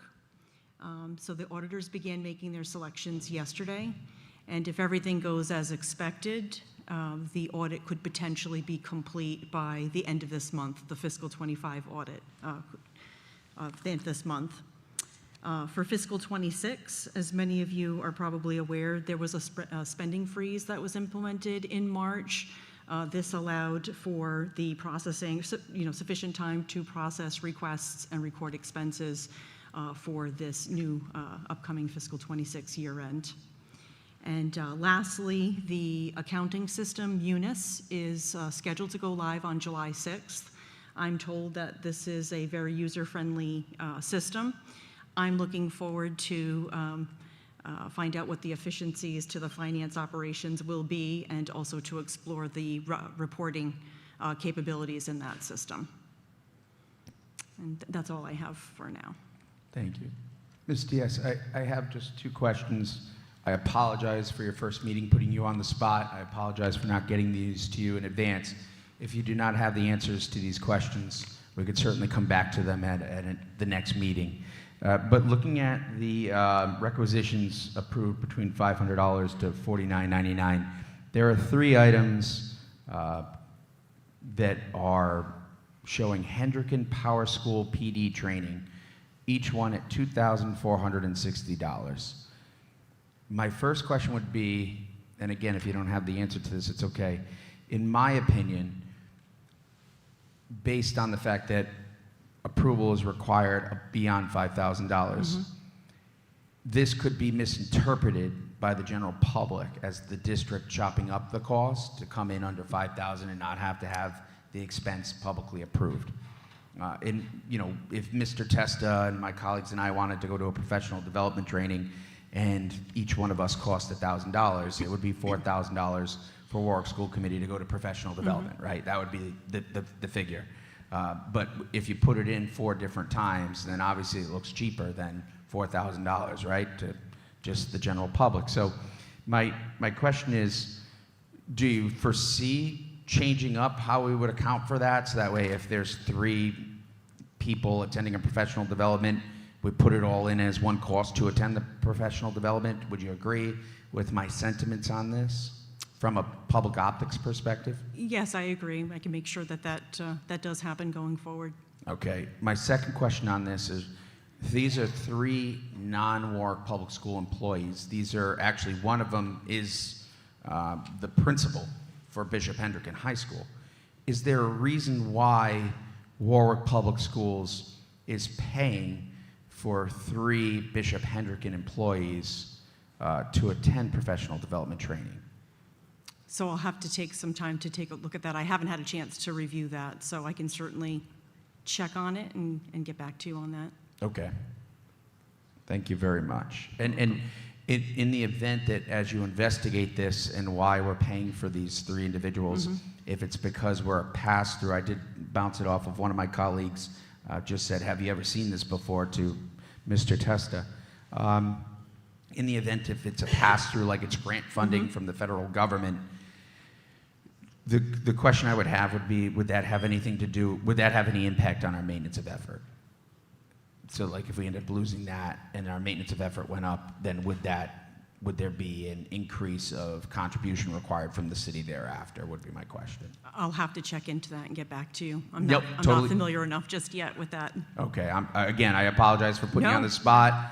Fired off a million emails, as you already have seen, to some of your colleagues on other matters, so I just wanted to, this was the last one that was kind of burning for me. When the principal's name stood out there from Bishop Hendricken, I was like, I'd love to send some of our employees out for professional development before we do anything there. So, anyone have any questions or comments for our new finance director? I think you had enough questions for her. Well, we were told at one point we didn't ask enough questions. Wasn't that the case? I think it was. Mr. Chair, if I may. Yes, go ahead. Ms. Diaz, welcome. Thank you. And just for the public's edification, I mean, you came from Care New England, so you have experience with very large organizations. Yes, I've worked at Care New England for about 26 years. I left there in about 2020, I believe. I was on the Capital Committee there, and I managed a $32 million budget. So yes, I am familiar with. So which is good. That's my point. So Yes. welcome aboard and buckle up. Thank you, thank you. So, You're going to love it. It's great. Thank you. Anything else from members of the committee? All right. Next item, item 4, discussion update, superintendent update as presented by Superintendent McCaffrey. As another year comes to a close, I want to thank our students, families, faculty, staff, and community members for their hard work and support throughout the year. This year is always the busiest and most rewarding. This time of year is always the busiest and most rewarding in our schools. Over the past several weeks, we've had celebrated student successes through chorus concerts, recognition nights, honor ceremonies, moving up celebrations, field days, athletic playoffs, and state championships. And tomorrow we have our high school graduations. These events highlight the incredible talent, hard work, and accomplishments of our students. While there's been much to celebrate this year, there's also been significant challenges. The most significant challenge that we've had to navigate was the working of the City Budget Commission, a process that concluded in late March. The Budget Commission outlined the financial roadmap for the district for the next 5 years. This plan's been approved by the Rhode Island Auditor General. The uncertainty surrounding finances created concerns throughout our school community and required difficult conversations and decisions. Throughout that process, I was continually impressed by the professionalism, resilience, and dedication of our teachers, staff, administrators, school committee members, and families. Together, remain focused on what matters most, providing the best possible education experience for our students, given our financial constraints. Despite these financial challenges, we remain committed to providing our students with every opportunity to succeed. This year, our high schools offered 38 advanced placement courses. Next year, we'll be offering 35 advanced placement courses at our school. One of the reasons for the reduction is the result of the expanding early enrollment programs opportunities at our high schools and students competing for courses and having limited space in the students' schedules. We will be offering 9 EEP courses, allowing students to take college-level classes and earn both high school and college credit. These programs provide rigorous academic opportunities that help prepare our students for success in college, careers, and beyond. Along with academics, we have a full complement of athletic programs, clubs, activities for our students to participate in. Let me be clear that we are fully committed to student success. We will continue to provide all required services to students with special needs consistent with their individual education plans and all legal requirements. To the class of 2026, congratulations. You've reached an important milestone and transition in your lives. As summer begins, I encourage everyone to take the time to relax, recharge, enjoy time with family and friends. Parents and guardians, thank you for allowing us the privilege of educating and supporting your children each day. I assure you that you've made the right choices in entrusting Warwick's public schools with their education. Mr. Chair, that's my report for the month of June. Thank you, Superintendent. Any comments or questions for the superintendent? I have one. Superintendent McCaffrey, I have to apologize. Roughly a year ago, we sat up on this stage, and this committee unanimously voted in a very unceremonious way your appointment to superintendent. It was uncomfortable times for us as a committee. It was uncomfortable times for us as a district, and it was uncomfortable times for us as a city. But I sit here tonight, and I don't know if my colleagues feel the same way, and saying just how proud we are of you and what you've done as a Warwick guy, what you've brought to the table, your leadership over the last 12 months, your first full year, first full school year as a superintendent. You certainly navigated a very difficult situation, and I just wanted to commend you on a job well done. For the public's knowledge, I would call the superintendent every morning for the last year at 6:30 in the morning, and we'd have don't laugh, we do it, it's a morning call. It's okay, we can call each other. And I would check in with him and let him know if anything came in the evening through email or from members of the public or faculty or staff that reached out. And he would always pick up that phone and answer and say to get on it. He would always get back to me or get with one of his directors and then get back to me later in the day or one of my colleagues. And the other thing that I found impressive is some days you'd reach out to him and he'd say, let me give you a call back in 30 minutes. I'm wrapping up my last 2 schools for the day. The superintendent would make his way around to all of the schools before some of the holidays and wish everyone a happy holiday. So this is someone that's getting out there. One thing that I always got for feedback from our workforce was people never left the administrative building. They never got out and into the schools where the learning was occurring. We have a superintendent who's getting out there, who's personable, who's taking action, who's evaluating the facilities when he's getting there, and he's following up with Ms. Higgins or Mr. Oliver. He's being responsive to residents within the general public. He's showing up to sporting events and community outreach events. So I just got to say, sir, I really commend you on a job well done in your first year as superintendent. Nicely done.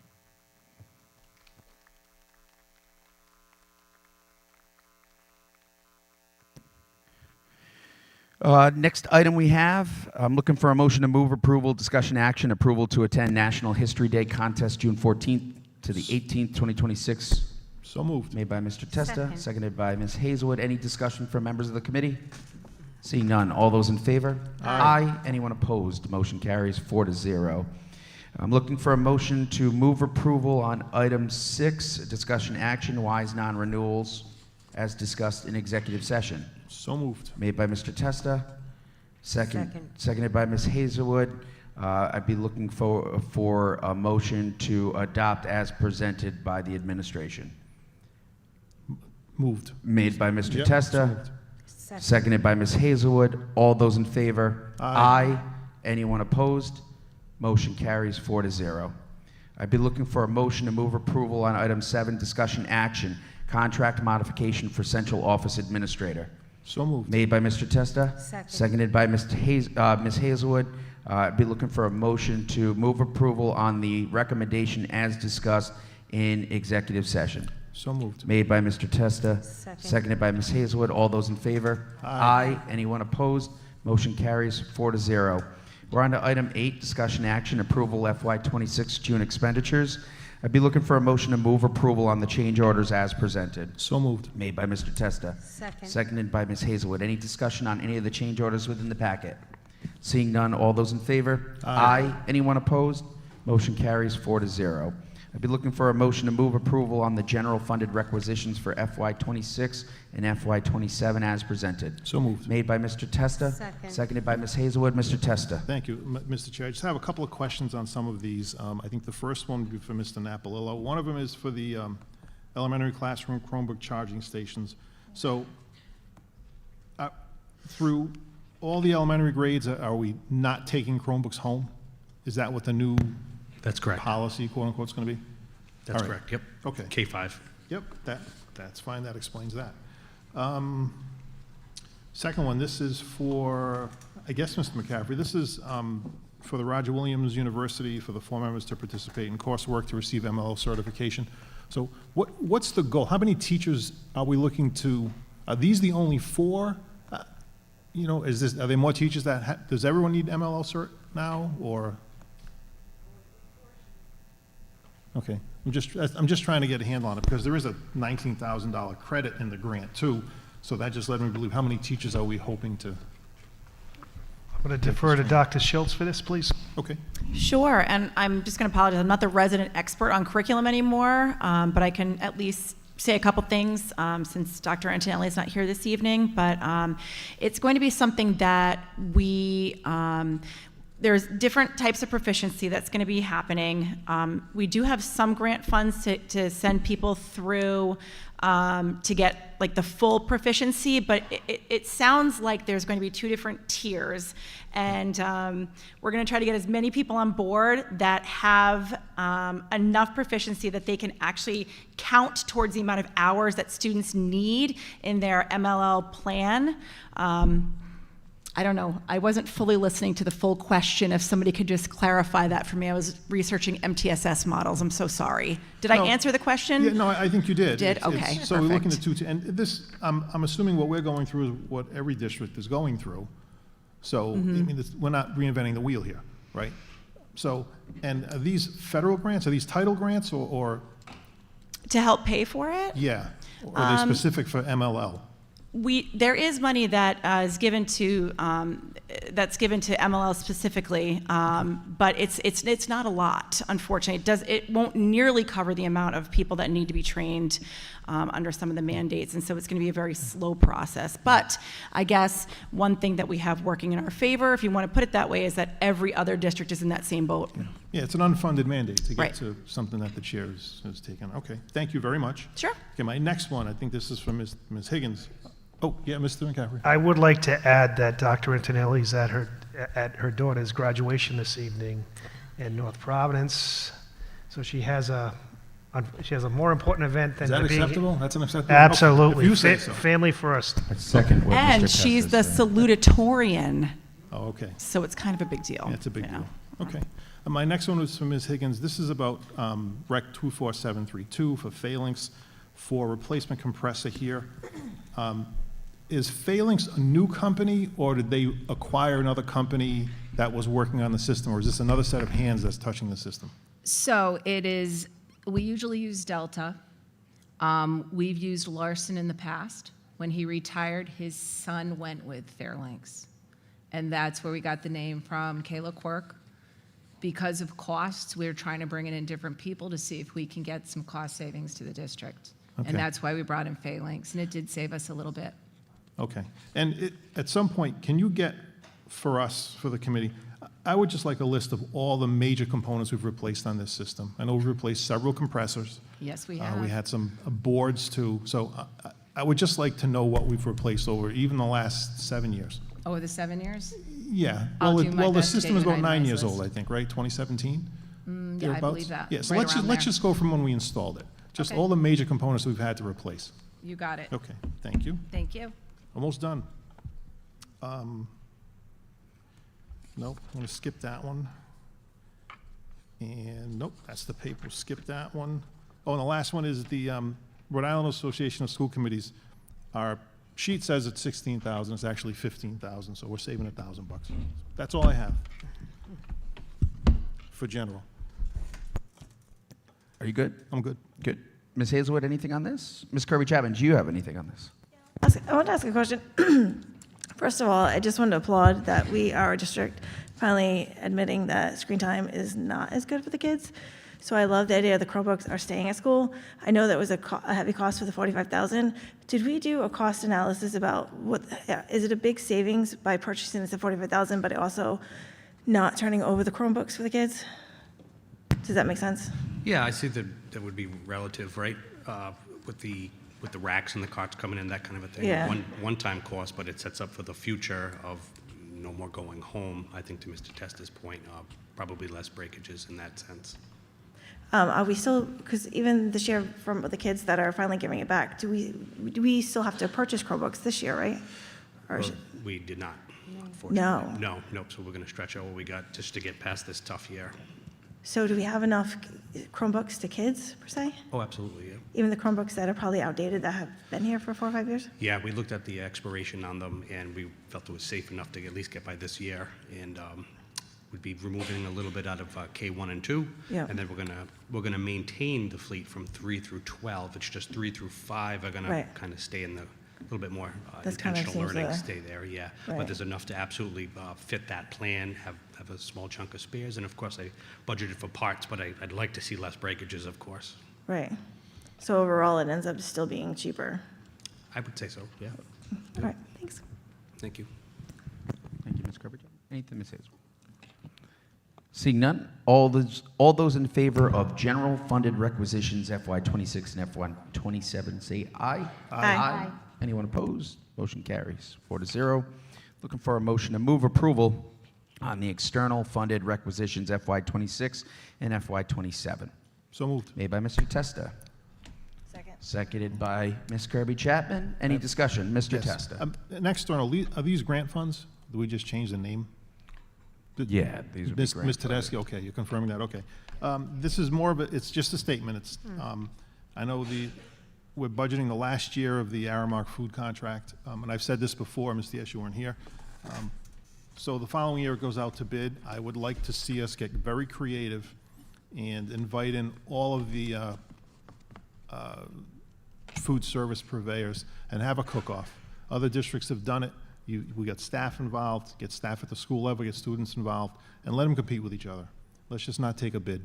Let them compete and see what happens, because not all school lunches have to taste like cardboard. So, that's it.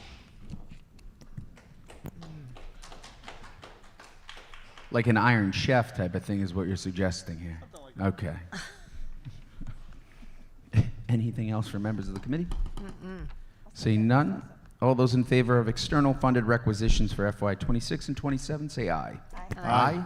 Anybody opposed? Motion carries 4-0. Looking for a motion to move approval on bid awards as presented. So moved. Mr. Testa. Second. Seconded by Ms. Hazelwood and Ms. Kirby Chapman. There is one bid award before us this evening. Recommended amount $2.3 million. Which, just Mr. under Chair, is 2.4. Yes. It's $1 million under budget. Yep. $2 million under budget. It's $1 million under $1 million under budget. Nicely done.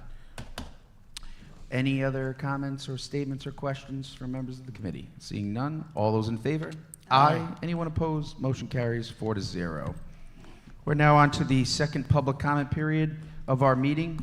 Individual comments will be respectfully limited to 3 minutes per person, with public comment not to exceed 45 minutes. Though the content of comments will not be restricted, it is the hope of this committee that citizens, committee members, and the administration alike will be respectful of each other's right to speak, tolerant of different points of view, and mindful of everyone's time. This public comment period is for general comments or concerns. Speakers are asked to state their name for the record. Looks like we have a decent amount of people that might want to participate this evening in public comment. So just in case everybody present does want to speak, if somebody makes a comment and it's kind of something that you were going to say, maybe you could save on some of your time and pass it on to other people. We certainly don't want to cut anyone off, but certainly, feel free to still come up and say it if you would like. So, please. Thank you. My name is Anna Conti, and I am a special educator at the Warwick Early Learning Center. I'm here tonight to voice my opposition to the school department's decision to willingly violate the Warwick Teachers Union Collective Bargaining Agreement, Article 12-3.4, which provides teachers at the Warwick Early Learning Center with our contractual non-teaching time. A few weeks ago, 6 preschool classrooms were cut from our program, resulting in many teacher caseloads being doubled. And now the school department is not only intentionally violating the WTU contract, they are requiring teachers at Welk to be in front of classes an additional 15 minutes a day, which might not sound like a lot, but works out to 8 additional school days per academic year. This is a plan which will increase costs as it requires additional bus routes. And in a budget crisis, it just doesn't make any sense. So I would urge you to support the WTU, prevent the school department from intentionally violating our contract, which will no doubt cost the district even more money that it does not have. Thank you very much.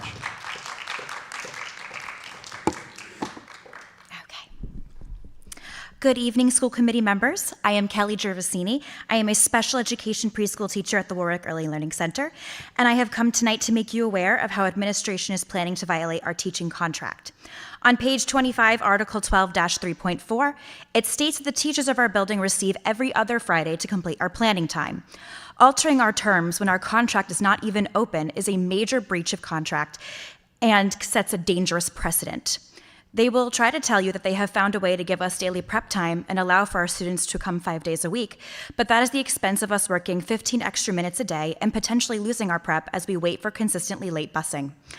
I will not waste your valuable time to describe how we use release days to effectively plan out our curriculum, because the simple fact of the matter is that our contract is being dipped into without our permission. And school committee members, we are asking for your support to keep the integrity of our contract intact and uphold what is right. Our union has filed a grievance, and we need your support to keep our working conditions fair. To my fellow Warwick teachers who are hopefully listening and may not work at Welk, let this be a warning to you.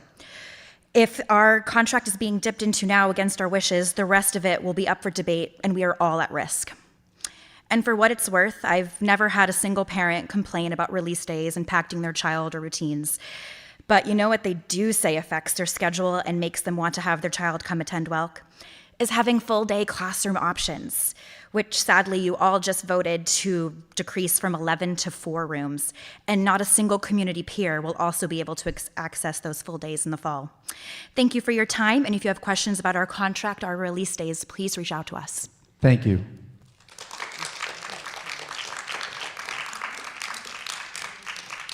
Good evening.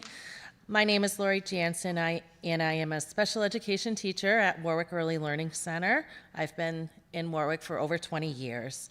I'm here to make the school committee aware of administration violating Article 12-3.4 of our contract.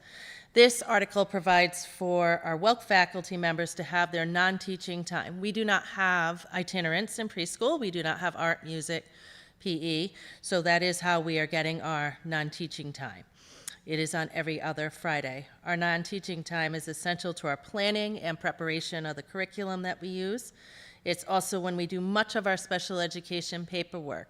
We also do a lot of our IEPs on our every other Fridays, as we do not have sub-coverage for our IEPs during the rest of the week. The release days also help us for the successful implementation of our curriculum, and please help us to prohibit the administration from violating our contract. Thank you. Thank you. Good evening. My name is Melanie Denoyan. I am a special educator and DPT at Welk. I'm not currently in the classroom, but the every other Friday planning time, it doesn't directly affect me, but Welk is a family, and I'm here to support the teachers in the classroom because I was one for 12 years. So essentially those first 10 years that I worked, I had no planning time. All we had was lunch. It wasn't in the contract. We had 0 planning time. It was all done before and after school. So I remember the planning time. I was part of that committee. We met with Jim Ginolfi and Bob Bushel to advocate for change because we had essentially no teaching time and only on our breaks. We chose every other Friday for several reasons. Number one, many schools in Rhode Island do the every other Friday.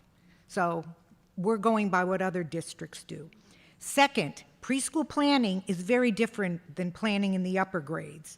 It involves reorganizing the classroom so that it aligns with the curriculum, which is recommended by RIDE. Preschool curriculum is hands-on. It requires teachers to physically redesign the learning environment, rotate materials, update centers to keep instruction engaging and meaningful. Third, the reduction of the every other Friday actually helped reduce transportation costs for the district. Most importantly, this planning time was negotiated and added to our contract after years of no dedicated planning time. It should not simply be removed. Just as educators are expected to honor the terms of the contract, I think the district should also honor the contract. So, and in my last comment, I want to say this very respectfully, and that's one of the reasons I spoke. You're always saying, email me, we're open to emails. I emailed every one of you after I spoke last time. and David Testa was the only one who was respectful and professional enough to get back to me. So I'm very disappointed. I feel highly disrespected that I've worked in this district for 24 years, and many of you up there never got back to me. Oh, wait, you did, with an automated, we'll get back to you when we have time. So apparently you're not answering the emails, so I have to get up here and speak. But again, thank you, David Testa, for your respect and professionalism. Thank you. And Melanie, I didn't get your last name, so I apologize, but if I did overlook one of your emails, I do respectfully apologize. There were, depending on when you did send it in, there was a slew of emails at that point regarding Welk and other budgetary matters, so I apologize if we missed it. Thank you. I can't speak for Mr. Tessa, but I'm apologizing. I apologize. Thank you.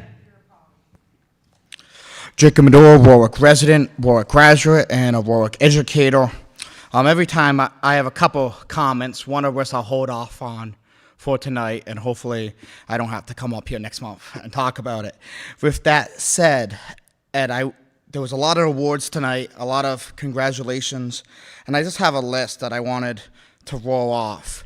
And there is a point to this list, so bear with me. So just at Tollgate, so I feel comfortable speaking at Tollgate since I am a teacher at Tollgate. Every team, with the exception of 3, made the playoffs. We won a girls volleyball championship. We won a boys soccer championship. The academic decathlon team beat every school in the state with the exception of Wheeler and East Greenwich for the 2nd year in a row. We won a girls hockey championship. We won a robotics championship. Our culinary program placed first in the state. Our engineering program placed first in a competition that was open to all of New England and Connecticut. We won multiple track and field championships, including one at the national level. We were the runners-up in the co-ed shield competition, and we won countless Skills USA awards. If I started listing them, I feel I would go over the 3 minutes. So, forgive me. We won first place in National History Day exhibits, both at the individual level and at the group level. We were the runners-up in girls lacrosse. We won the boys tennis championship. We won the unified basketball championship. And between the CTC honors night and the Tollgate honors night, it was approximately $500,000 in scholarships for our senior class. I want everyone to sink in, and all the parents who are looking for greener pastures out where, maybe it's time to come home. Thank you. Thank you. Yes, Superintendent. Medora, I just want to thank you for your participation at Tollgate. I consider you the honorary mayor of Tollgate. You're at every event. And there was one other event that they won. They won the senior gold medalist at Tollgate. It was Jalen Lee for the academic decathlon. Thank you, Superintendent. Ms. Townsend. Hi. I wanted to, because I was trying to stick to an agenda item, I wanted to clarify one thing about my previous comments. I know I'm talking about the non-renewals, and I know they affect our staff, but when we affect staffing, it affects our students. So everyone that makes comments about it, even under the budget constraints, knows that when we're at optimal staffing, I understand that everybody's saying it's okay, it's right. We're going to follow the goals. We're going to do the right thing, and it is the right thing. But there's still a point where it comes to be the right thing isn't always enough, and it's not the best that we could offer. My other comment, I wanted to clarify what Melanie was talking about, because I spent 32 years in preschool.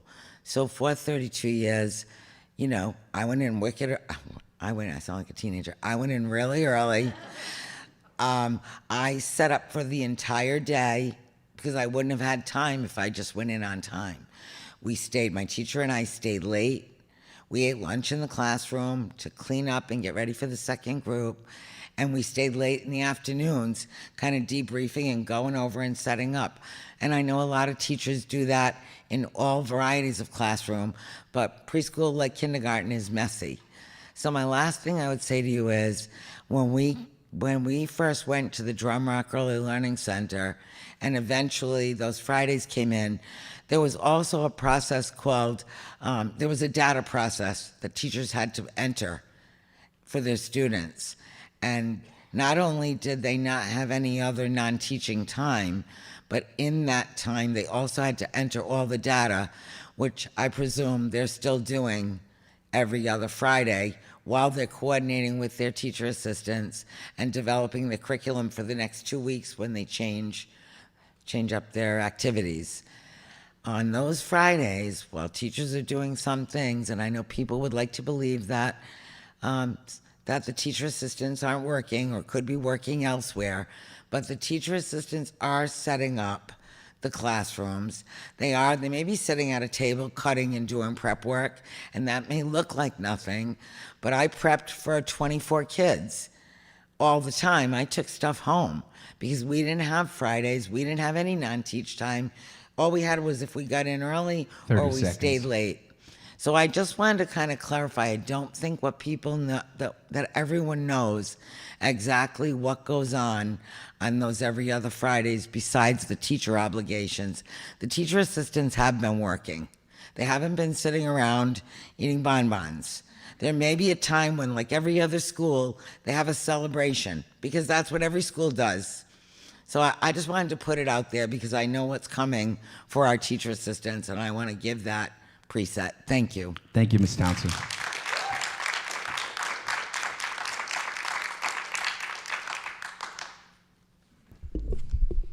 Darlene Netco. I want to thank the Welk people for coming tonight, to give you firsthand information about the effects of your decisions.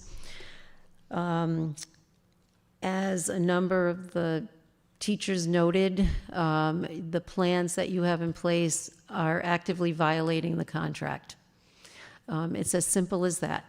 There's a contract in place. You've decided not to honor it. We have taken action as provided by our contract, and will continue to take action as needed. But we shouldn't have to. We shouldn't be in this position where I have to file grievances or ULPs or TROs or anything else. We shouldn't even be in this situation. There's a misconception about what happens at Welk, and I think any of them there would invite and welcome you in to spend a day, to observe, to see what they do. And there's also a misconception that Warwick is the only district that has every other Friday. Well, I've been doing some research, and guess what? There's a district where they have every Friday is non-teaching to make up for the 4 days where they have nothing. In any other profession, you get 15-minute breaks and you get time for lunch. And our Welk people haven't even had that on some days because they're with the kids all day because they don't have itinerants and they don't have a secondary schedule like we have. So I urge you to reconsider this conscious decision to break the contract. And you on the school committee, if you didn't realize that's what the administration was doing, now you do.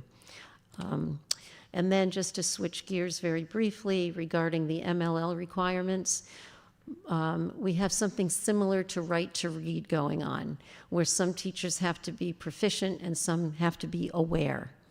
And unlike with Right to Read, though, RIDE is not providing any professional development days for districts to carry out this training. We do have a Rhode Island Federation of Teachers program that the district will be sending 4 teachers to be trained as trainers and then come back to train others, but we don't have the time in the schedule and we don't have the funds. And yes, that's another unfunded mandate. And any content teacher that would be elementary classroom or math, English, science, social studies in the secondary and special ed basically has to be proficient. So that means the full training. Aware might be something like we had to do with Right to Read, which was Bridge RI, which was like 15 hours online. But this is a major, major problem that RIDE, once again, is not considering the districts and all of the limitations that they have. Thank you. Thank you.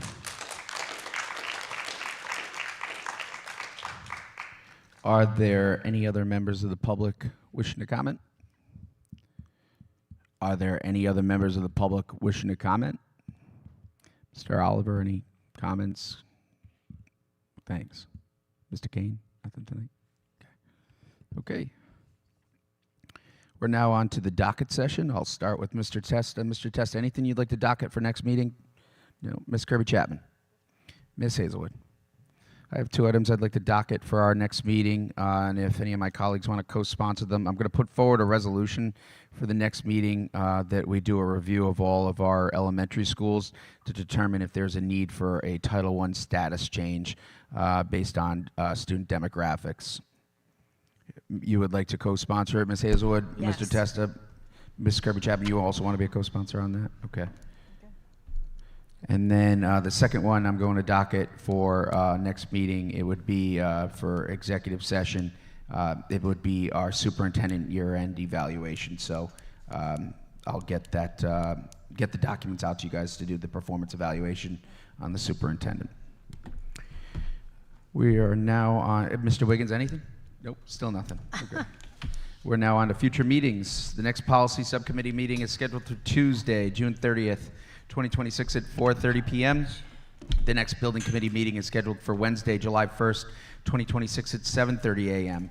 The next monthly school committee meeting is scheduled for Tuesday, July 14th, 2026 at 5:30 p.m. The next health and wellness subcommittee meeting is to be determined. Now that we have our new executive director of finance in, I will be connecting with you for us to begin to schedule our next fiscal subcommittee meeting.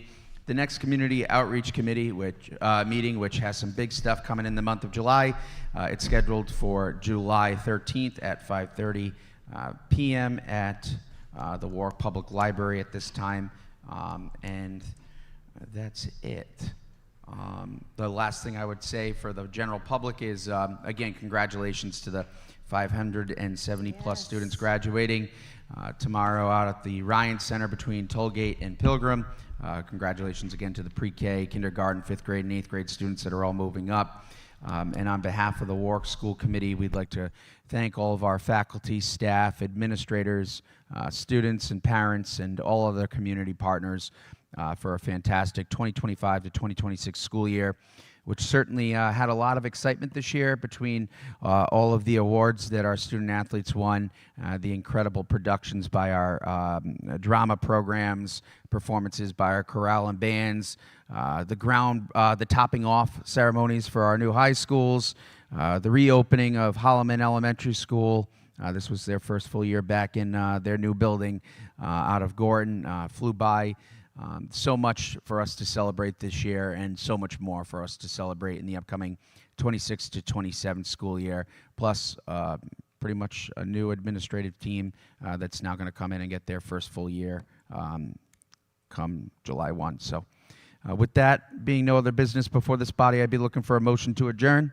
Made by Mr. Testa. Second. Seconded by Ms. Hazelwood. All those in favor? Aye. Anyone opposed? Motion carries. We're adjourned at 8 p.m.